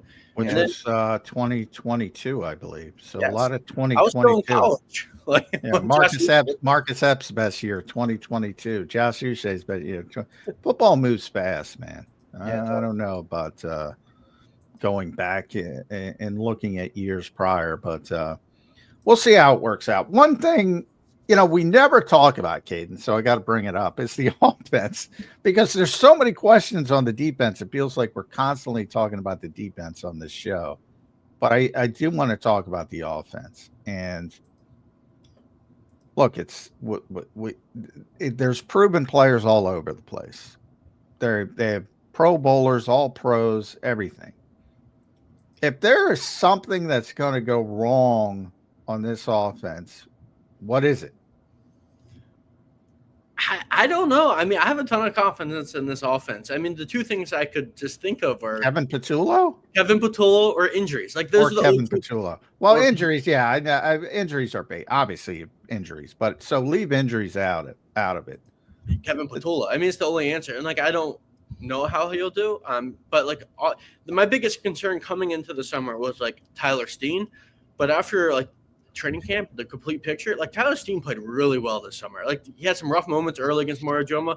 He consistently got better each week going against Jalen Carter and Mora Joma. And like, not only, I mean, we've known he's been a solid run blocker, but his pass protection got a lot better this summer. Like I think Tyler Steen can be a solid starter. I'm not too worried about that. It's got to be Kevin Patullo because there's no reason. By the way, you brought up because you're talking offensive line. Caden's a big Willie Lampkin guy. Fired up about Willie Lampkin. I think Willie Lampkin is a fine. I know.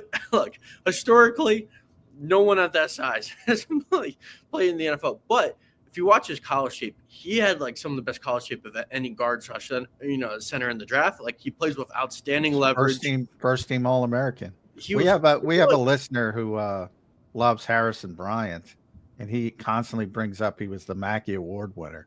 I'm not enthralled by college awards. No. PFF did. I could be wrong, but I think I saw somewhere PFF graded him like the highest graded offensive lineman in preseason. Oh, I saw that. Yeah, he had a great game against whoever they were playing, and then he got hurt. He got hurt in that game. Yeah, which is interesting that they claimed him, because that rarely happens. Evidently, some Ram fans are crying conspiracy. Yeah, by the way. Yeah. I mean, Jeff Stoutland must have loved him, though, because to make a claim on a guy who's 5'11", 290, who's injured, someone had to pound the table in that building to say, like, oh, yeah. This guy. It's Stout. It's Stout. And if he likes him, I'm not going to doubt Jeff Stoutland. I mean, like, that's a guy that's very small, but he had really good film. He's technically sound. I mean, like, and but can I say, where's it going? You got Cam Jurgens, who's a Pro Bowl center early in his career. You got Drew Kendall, who I think is going to be a starting center at some point in his career. Where's it going to go? And he played guard. He played guard in college more than he played, and he played left tackle at Coastal Carolina. But obviously, he's not playing. He's not playing tackle in the NFL. That's for sure. So where's it going to go? Yeah, that I don't know. Are they gonna make him into a fullback? I'm just kidding. Maybe. I don't know, but like, don't go down that route. People will run with it. But both figuratively and literally. It just might be one of those things where Jeff Stoutland's just trying to have some fun. You know, he likes him as a player. I mean, he talked about. I mean, I think it might just be as simple as the fact that, like, when Stoutland talked to us early in training camp, he wants 3 centers to be able to play on game day. He said 4. 4. So if he on game day, 3. Yeah. So if he could play some guard as well, which I don't know if he can at that size, but if Stoutland thinks he can get by at guard, I mean, maybe he's another active offensive lineman. You have 3 centers on game day. You don't have to move Landon Dickerson over if Cam gets hurt now, potentially. So it might just be as simple as that. But I don't know what the long-term potential with the Eagles is. I mean, it also helps maybe Drew Kendall focus more on guard potentially. Like, they got him more guard reps in training camp. It seems like he could play that position as well. I mean, yeah. By the way, and I'll beat this drum until it ends. The Eagles, I just said, they have a Pro Bowl center. They have a future starter in my mind in Drew Kendall. They have the best college player, offensive lineman in history now, in Willie Lampkin. And Landon Dickerson remains their best center. He's their best center. Yeah, that is true. But then you would weaken left guard. I don't know. Yeah. You're putting Brett Toth in the left guard, and then that tells you how good Landon is. That's the only reason I say that. They have a Pro Bowl center, and Landon Dickerson's their best center. Yeah, he is. Yeah, he'd be a Pro Bowler either position. I agree with that. Yeah. And it is fascinating. Like, Drew Kendall, I've been really impressed though. I mean, in the way that he's played this summer, not only at center but at guard as well. And like, you think about 2 years from now, they're not going to pay every offensive lineman on this. The starting $20 million a year. Like, if he could play guard, like, maybe he's the Tyler Steen replacement in a couple of years. Like, that's true. So like, he has a promising. Maybe this is getting ahead of us. Well, yeah, that's going to take care of itself because unfortunately Lane Johnson is bringing up retirement way too much. I'm starting to wonder if this is Lane's last year, regardless of the outcome of the season. Yeah. Well, that's possible, and they are not replacing Lane Johnson. They are not replacing Lane Johnson. No. I mean, they'll replace him. Somebody will play right tackle. Yes. That's not what I mean. They're not replacing him. Yeah. No. I don't know. I just feel like when you're not ready to retire, you don't think about it. Like, remember Brady? Like, he never addressed it before he never even thought about it. It wasn't even a thing. Lane's, I mean, it's in his mind, and I feel like if it's in your mind, then you're already teetering enough on the fence. And I'm not going to criticize him, obviously, but could be a big shift if Lane Johnson does hang him up soon. Yeah, it could be. And I mean, he's a guy that I think, from just talking to him, he obviously cares about winning. Like, if they won another Super Bowl this year, like, maybe that would just be enough for him to walk away. Like, maybe if they're not as good this year, they'll leave a bitter taste and he'll come back. But yeah, how much do you think Lane misses his buddies? Like, Kelsey's gone, and he's not gone. He's always there, but he's not practicing. Brandon's gone now. Fletcher's gone, although he's back. They're all around the facility, but how much do you think he misses that camaraderie in the locker room on a day-to-day basis? Yeah, that might play a role in it. I mean, it also could just be like, I mean, he is physically fit, but I mean, Lane Johnson has had some injuries in his career. You wonder like how his body feels at this point. Like, he's physically, I mean, for his age, looks different than most right tackles would if they were in their late 30s, mid 30s. But like, I just wonder how his body feels at this point. And that probably has to play a role in it. I mean, he is the older guy. I mean, he's the last guy standing pretty much from that era. So we are. I mean, even if Lane doesn't retire this year, I mean, it's coming in a couple of years. I mean, how he used that. I mean, it's kind of his logic for keeping Cameron Williams. Like, Cameron Williams is not good right now, but they're trying to think what he could be in 2 years if he didn't come out too early, which he shouldn't have done. They're trying to prepare for this because I think they know it's coming. So they took some dart throws. I'll tell you, man. Poor Cameron Williams or whomever. Yeah, whoever has to replace Lane is going to get roasted because people have been spoiled by Lane Johnson in this town. He's one of the best right tackles in NFL history. Like you can't ever. Ever. Yeah, you can't. He's in the conversation for being the best right tackle ever. Yeah. So whoever replaces him is going to be an automatic downgrade. Yeah. So, but yeah, it's interesting. Yeah. The only other question that I want to bring up offensively is Kevin Patullo really going to spring the fullback on us in week 1? Is that how much you're going to see the fullback? I don't know. I mean, they used it sparingly last year. Look, it had some success.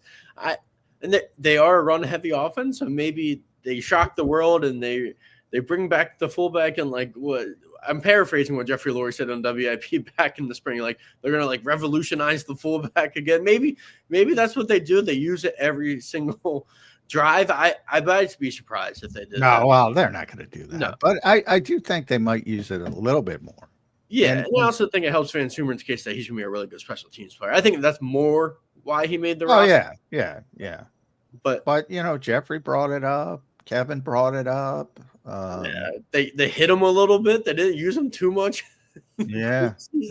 Like I mean, it could be this. Well, and part you lose Johnny Wilson, so you lose that, blocking part of your offense. Maybe you have to go about it a little bit differently. You think they're throwing him some passes like they did in the preseason? Yeah, he's a good athlete. They keep bringing it up. You'll be surprised when you see how good of an athlete he is. They keep bringing it up. We'll see if it shakes out that way. I'm with you. They'll use it a little bit more than last year. Yeah. But I do think it's interesting that people keep talking about it. What do you think? We mentioned some of the pickups in Willie Lampkin on the practice squad. Audric Estime is coming in. I like it. I like Montrell Johnson, but I think Estime's got a bigger upside than Montrell Johnson. Yeah, he's a fun player in our team. He's really physical. I mean, could he be like a cheaper, younger version, maybe a better version of AJ Dillon eventually as like your power runner? Like, I think it's possible. I mean, I wonder, could he eventually work his way into the active roster this year? I'm not like the hugest fan of like AJ Dillon. I think he's like fine, but like I don't think that's a bad swing at all. Audric Estime is a guy I think can play in the NFL. Obviously Denver added J.K. Dobbins. They drafted R.J. Harvey, so you don't really have room there anymore. They had Jaleel McLaughlin, who's kind of like a pass catching back, so he didn't really fit in. But I think it's a good addition. And could he get some, be RB3 at some point this year? Maybe. What do you think of Will Shipley?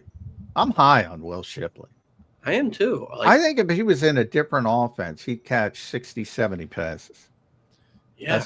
That's how good he is as a receiver. Obviously, the Eagles aren't going to do that, but no. I think he's got the potential to be that as a receiving back. And I don't think he's as good as this guy because he's one of the better pass catchers out of the running backs in a long time. But like he has a little like James White to him where he's really good out of the backfield. I mean, like it could be his role. I don't know how many times they throw to him this year, but we talk about guys that had one of the best summers that just like no one talked about. Like I think I ranked him in like, my top 5, top 6 biggest winners from the summer. He consistently catches the ball. Not only that, he's a really good route runner. It's not just like out of like he runs wheel routes. He runs all different types of routes. He's a mismatch for linebackers. I think he's gotten better a little bit in pass protection. I know that's been the concern, but I think he's shown up a little better this summer. As a runner, I think he's just okay. So that's kind of like maybe the knock. But I think as a pass catcher, he could have a pretty big role in an NFL offense. Will it be this one, like you mentioned, John? I don't know. But Will Shipley's going to play in the league for a long time because if you catch the ball as a running back, and you could offer that versatility, you have a place in the league. And he's had a really good summer. I wonder how they use him. Like, could he be an upgrade from Kenny Gainwell? Potentially. I mean, he could be at least as a pass catcher. Yeah, the only thing I question is the pass protection because it's hard to be a third down back if you're getting the quarterback killed. So he's gotta prove he can do that. But if he does, I think he's better than Kenny. I do. Yeah. At Caden_Steele19. Make sure you follow Caden on X. You got to change your thing to make it easier for people, Caden. No, I've kept the same one since I turned 19. I think. All right. So I was too late. Well, you're getting older. I feel like your last name. You got to brand. You got to brand yourself. A good last name, Steele. Yeah. I mean, I feel like I always say, he's got a superhero name, Caden Steele. It's going to be the name of some Marvel movie at some point. So make sure you trademark your name, and make sure they can't steal it from you. But punt return, that's where I'll end it with you. How everybody's so worried about the punt. You got to bring Anaya Smith back, who can't catch a punt, to be the punt returner, Caden. Drives me insane. The Eagles have one of the best punt returners in football, but you can't use him because he might get hurt on punt returns. Where are you on the punt return? Yeah, Anaya Smith didn't deserve to make the route. I put him on my 53, and that was wrong. I didn't think Howie would give up on one of his picks so quickly, but he did. And but no, he wasn't reliable as a punt returner. I mean, he had the one big return against the Bengals, but consistently he just didn't know what to do. He's a good returner. He's just not a good punt. He's not good at securing the ball. Yes. That's the most important part. And then just offensively, he really doesn't do anything for you. He's kind of like a gadget guy. They have to force the ball to him. They have to do quick little things. Like, I just don't think he offers much upside. And obviously the Eagles, I mean, maybe it was a nice decision to try to get a fresh start, but like, he wasn't a significant priority for them. Ultimately at punt returner, maybe it's DeJean. I think it's going to be Jahan Dotson. Like, he did it in college. So do I. Yeah, he didn't do it in the NFL, but that's because he was a first-round wide receiver and he had no need. But now he's a wide receiver 3. Like, he's talked about wanting the ball in his hands more. I mean, this is an opportunity. I mean, he's an electric punt returner at Penn State. Like, I still think. Oh, the Penn State people are going to crop up. Oh, I feel like he could still do it. Yeah. I'm with you. Temple. You're not Penn State, right? Temple, yeah. No, I'm Temple. Yeah, there's Temple. That's who I want as an edge rusher, Arnold Ebiketie. Temple, Yeah, Penn State, Temple and Penn State. That's who I wanted them to get. I don't know if the Falcons want to give them up, but they drafted 2 pass rushers, so it's like, why not? He'd make sense. Yeah. Yeah, I thought he'd be an upgrade for the Eagles, but yeah, I'm with you on part. I think it is going to be Jahan Dotson, and it's interesting because that's enough. Like, Jahan couldn't do it in Washington because he was the 16th overall pick. Can't waste him on punt returns. Yeah. Now he's here. You can waste him on punt returns. Yeah, exactly. Third receiver. Yeah. He's got 1 year left on his deal. So it's not like you're, I mean, he's not a long-term price. Like, yeah, I think he is going to be the punt return. I think he's going to do a good job. Like, Jahan Dotson, an explosive player. So, yeah, I think it's Jahan Dotson. Could they use Cooper DeJean situationally? Maybe. Like, if you're they down, might use Devontae too, man. They'll throw Devontae back there in a big situation. Yeah, they didn't bring back Covey on the practice squad, so that's not an option. Yeah, I thought they bring. Yeah, I hope Brett and I got to check in with Brett, and I hope he's healthy. Number one, because that was he was having trouble gripping the football. He was having some nerve issues last year. So. All right, Caden, 1 week out from the opener, I'm not going to force you to make a pick yet, but are you leaning one way or the other on that opening game in case we do not talk to you before week 1?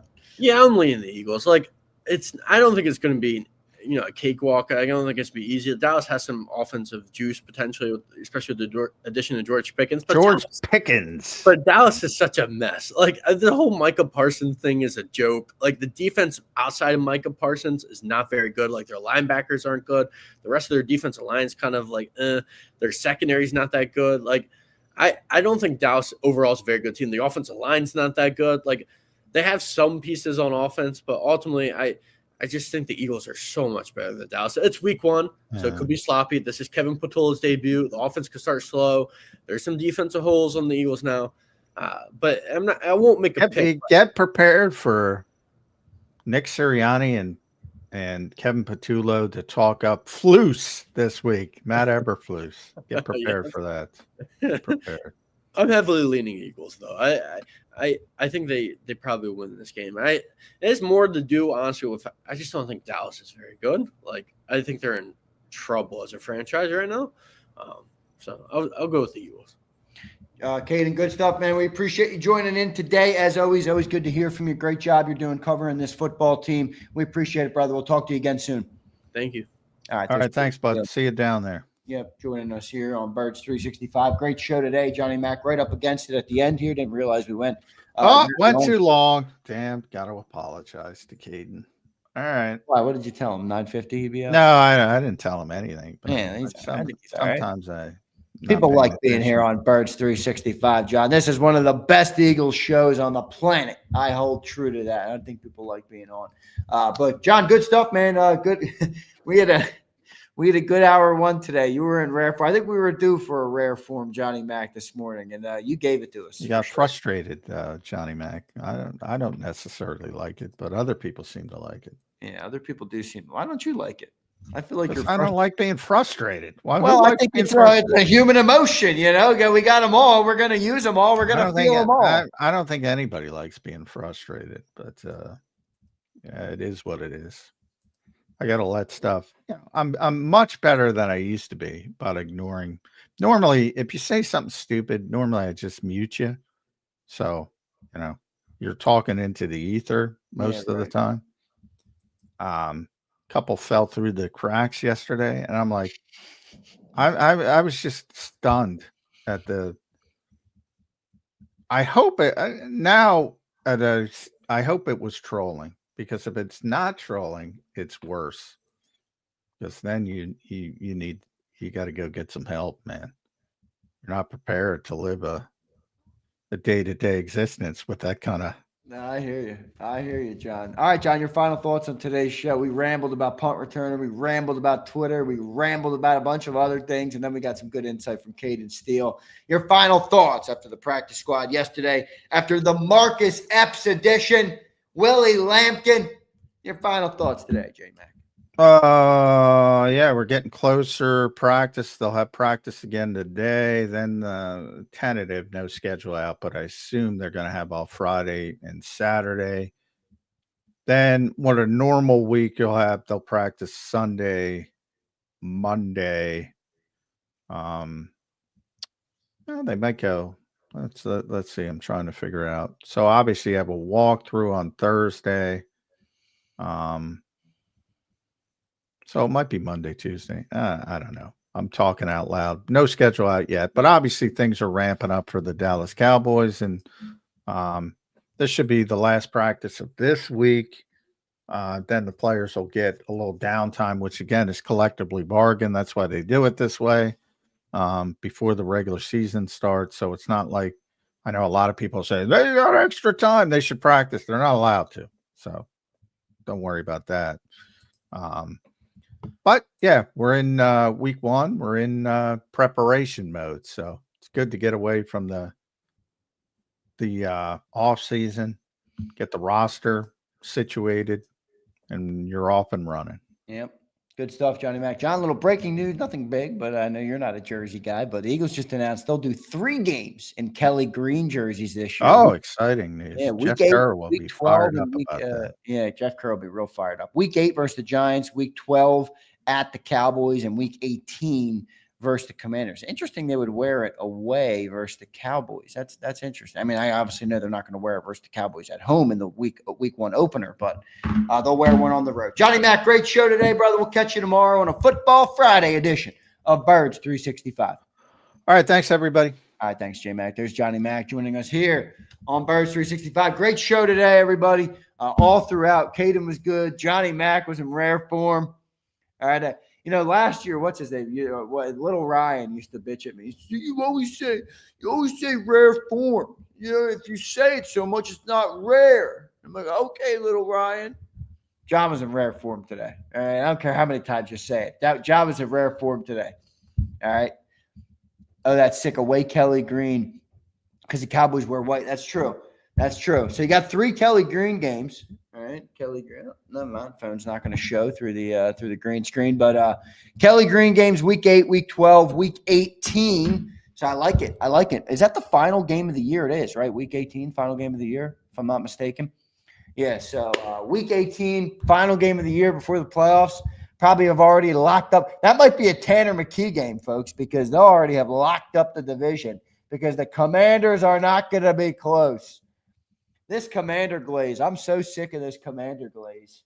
I really am. I tweeted it out the other day. It's nauseating. It's absolutely 100% nauseating. The amount of love that the Commanders are getting at large by the NFL media right now. Like, dude, they've been good 1 year in fucking 20 years. Now we're acting like they're a bona fide Super Bowl contender. Pump the brakes. Pump the brakes. They're ancient. They're geriatrics.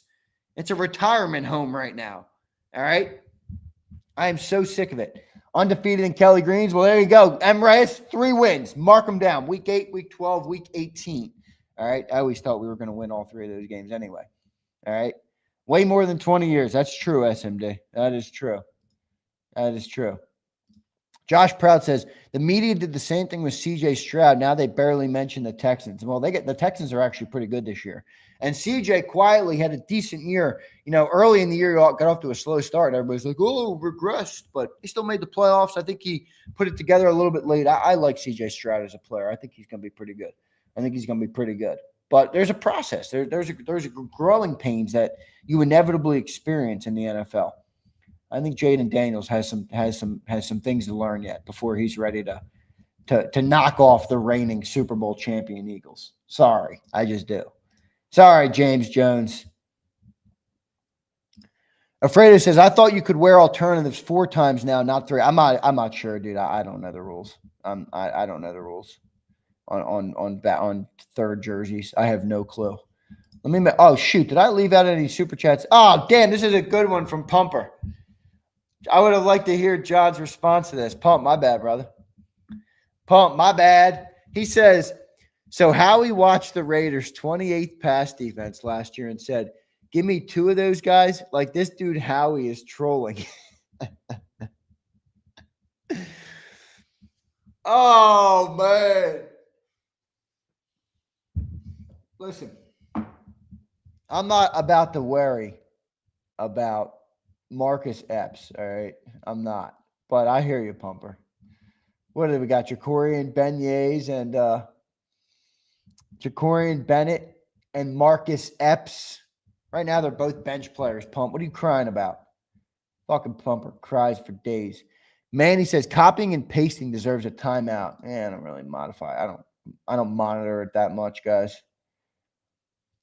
Although Flexen, people have been bitching to me. Flexen, apparently you've been too hard on LJ. Is this true, Flexen? Can you confirm or deny? Somebody tweeted me today, ready? This is what they said about Twitter today. Look, PDJ says, Flex, you can't see it. He says, if your boy Flexen puts LJ back on timeout tomorrow, I will riot. I said, all right, I'll talk to Flex. Flex, let loose jaws be. All right, listen. Some people need Flex, you're a little bit more of a comfortable in your own skin. LJ needs Jacob to feel alive. He needs us to feel alive. Let him get it a little bit. Let him get it a little bit. He needs to come in and say, the manatee, whatever he says. All right. I got you, Z. You're good, Flex. I don't give a shit, dude. LJ's a goofy. I liked what he was sending the super chats, though. Keep bringing the super chats, LJ. Keep bringing the super chats in. All right? Keep bringing the super chats in. The mute button goes hard. He was muted, timeout the whole show. Well, LJ does say some goofy shit. I don't really care, honestly. All right, any other comments before I get out of here? I got a meeting at 11 a.m., so I got to get out of here today. I got to prep for my 11 a.m. meeting. I got a missed call during the show. All right. Somebody needs I got to call him back. Max. All right, Max called me. He wants to help me with something, so I got to call him. I got an 11 a.m. meeting. All right. So I got some good things. I got some good things brewing right now. Dirty Air. By the way, I heard back from my guy. I got to talk. I'll text you about that today. I'll text you about that today. All right. So I'm pretty sure I'm good for it, Dirty Air, for 2, but they don't really give them until Wednesday, Thursday. So I just told him, hey, if I tell this guy I'm getting him tickets, I got to get the ticket. So I'll text you about it, dude. I'll text you about it. I will text my boy Dirty Air about it. LJ getting bullied. Brian Pumper, dude. I'm going to Chesapeake Inn. Nice big. Keith, let me since we've been analyzing Keith's profile, I can't see that. It's too small. I can't see the profile picture. It looks like you're rocking some sort of Eagles green. And what are you, smiling in a bar or something, Keith? What the fuck you doing in that thing, dude? Just bring back the camel. The camel was electric. I told you this. I told you this, Keith. Sometimes I just know. Sometimes I just know. Flexen says, I'm really the man, yo. I love Flexen's profile picture right now. That's M. Reyes in his profile picture. Devontae Kelly Green with Kelly Green liquor. Holy shit, Keith. You're better than me. I can't drink Kelly Green liquor. I can't. I don't drink liquor at all. I don't like drinking. I never have. All right. So. All right, I got all of my super chats today. Let me get out of here, get ready for the meetings. All right, we got some good things planned. A week out, man. Can you believe it? A week out from the season? I can believe it. I'm excited. I'm really excited. We went through the whole offseason, man. It was a fun offseason, actually. We had great viewership. We had great community all through the offseason, so I appreciate all that very much, but I'm ready for this damn year, man. I'm ready for the damn year. Bruce says, hate drinking, love token on some bomb. Nice, Bruce. Do what you got to do, dude. Primo says, later, Xander. What up, Primo? Primo, how you living down there, Primo? I'm striking envy in your heart, M. Ray says. Izzy B says, bye, Xander. Later, Izzy B. Hope you have a good day. M. Ray says, everyone wants to look like me. Flexen says, final boss. The self-declared final boss is Flexen and Steppen. All right. Real Zeal says, had to drop at 9. Did I miss any good J-Mac meltdowns? Well, I will admit, Zeal, the best J-Mac meltdowns came pre-9 a.m., I think, today. I think they came in hour 1 today.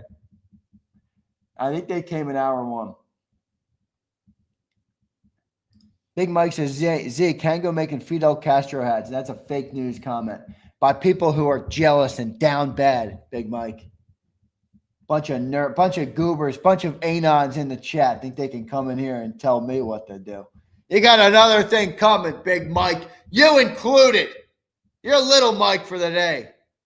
And where's Eduardo? Is Eduardo in here? Fucking Eduardo. He's on my shit list. He's on my shit list right now. Where's Eduardo? All right. Let's see what we got. Reza ran. Yeah, he did. He's out of here. Xander acting like Jay. I don't think I have that in me, Keith. I'm not sure how to do that. I couldn't do that if I tried. All right, I appreciate all of you guys. Thanks for being here. Hit the like button, guys. Had great viewership all throughout. I want to thank the people who were with me. Who was with me last night for my 11:45 p.m. live stream on Marcus Epps signing? Come on, baby. We got to get a little love for that. I'm sitting here working on my computer. I was working late on something last night, trying to get all this shit together, man, for the season. I got some really good things planned, man. I'm hiring some people, so I'm gonna have I'm really excited for what we got coming with the 2 shows, and really trying to just make them bigger, make the reach bigger, and grow what we're doing. But I was grinding last night, and I looked down. It's like 11:30. I'm like, holy shit! The Eagles would sign Marcus Epps at 11:30 p.m. Let me go live. Let me go and talk. Let me go see who's up. Afreda, who you calling, Thork? How did you hit the headline? Phone notification, or did you just see it online? Well, I actually have some Twitter notifications turned on, Reyes, for like certain people. And I have them on for John, because for Eagles news, John always retweets Eagles news immediately. So I think I got the John retweet of whoever put it out first last night. And I saw that, and I jumped on. I didn't – well, Emrys, I think YouTube limits me to I think YouTube limits like 3 notifications they'll send a day. And because we have so much content, I think we go over. So I don't know. They probably don't notify you every time we go live, unfortunately, because we do a lot of posts, and I don't know what they send notifications on. It's always been that way. All right. Xander, buy JMac. No. Anthony, no. Why would I do that? That takes away the lure of JMac with the big headphones on. I love the big headphones on. All right. Big Mike says, I watched it. It was elite. Yeah, you better say that, Big Mike, because right now you're little Mike. All right. So you better say that shit, Big Mike. Little Mike. Fucking little Mike. In here flexing in his profile picture. Yeah, that's right, Big Mike. It was elite. Say it a couple times more. All right. I'm just kidding. All right. Love all you guys. Appreciate you doing it. I'll see you guys later on today, 2 to 6 p.m., the National Football Show. Maybe some breaking news today. Who knows? We'll see if they do it, and I'll be live if they do it, obviously. So I appreciate you all watching. See you next time, everybody. You've been listening to Birds 365, the destination for the passionate Eagles football fan who bleeds green. If it's Eagles football, we're talking about it. Debate inside the locker room and guests that are some of the greatest football minds from around the region. We hope you enjoyed the show. We know we had a blast. Make sure to like, comment, and subscribe, and we'll be back soon. But in the meantime, hook up with us on social media at JAKIB Sports. See you next time on Birds 365.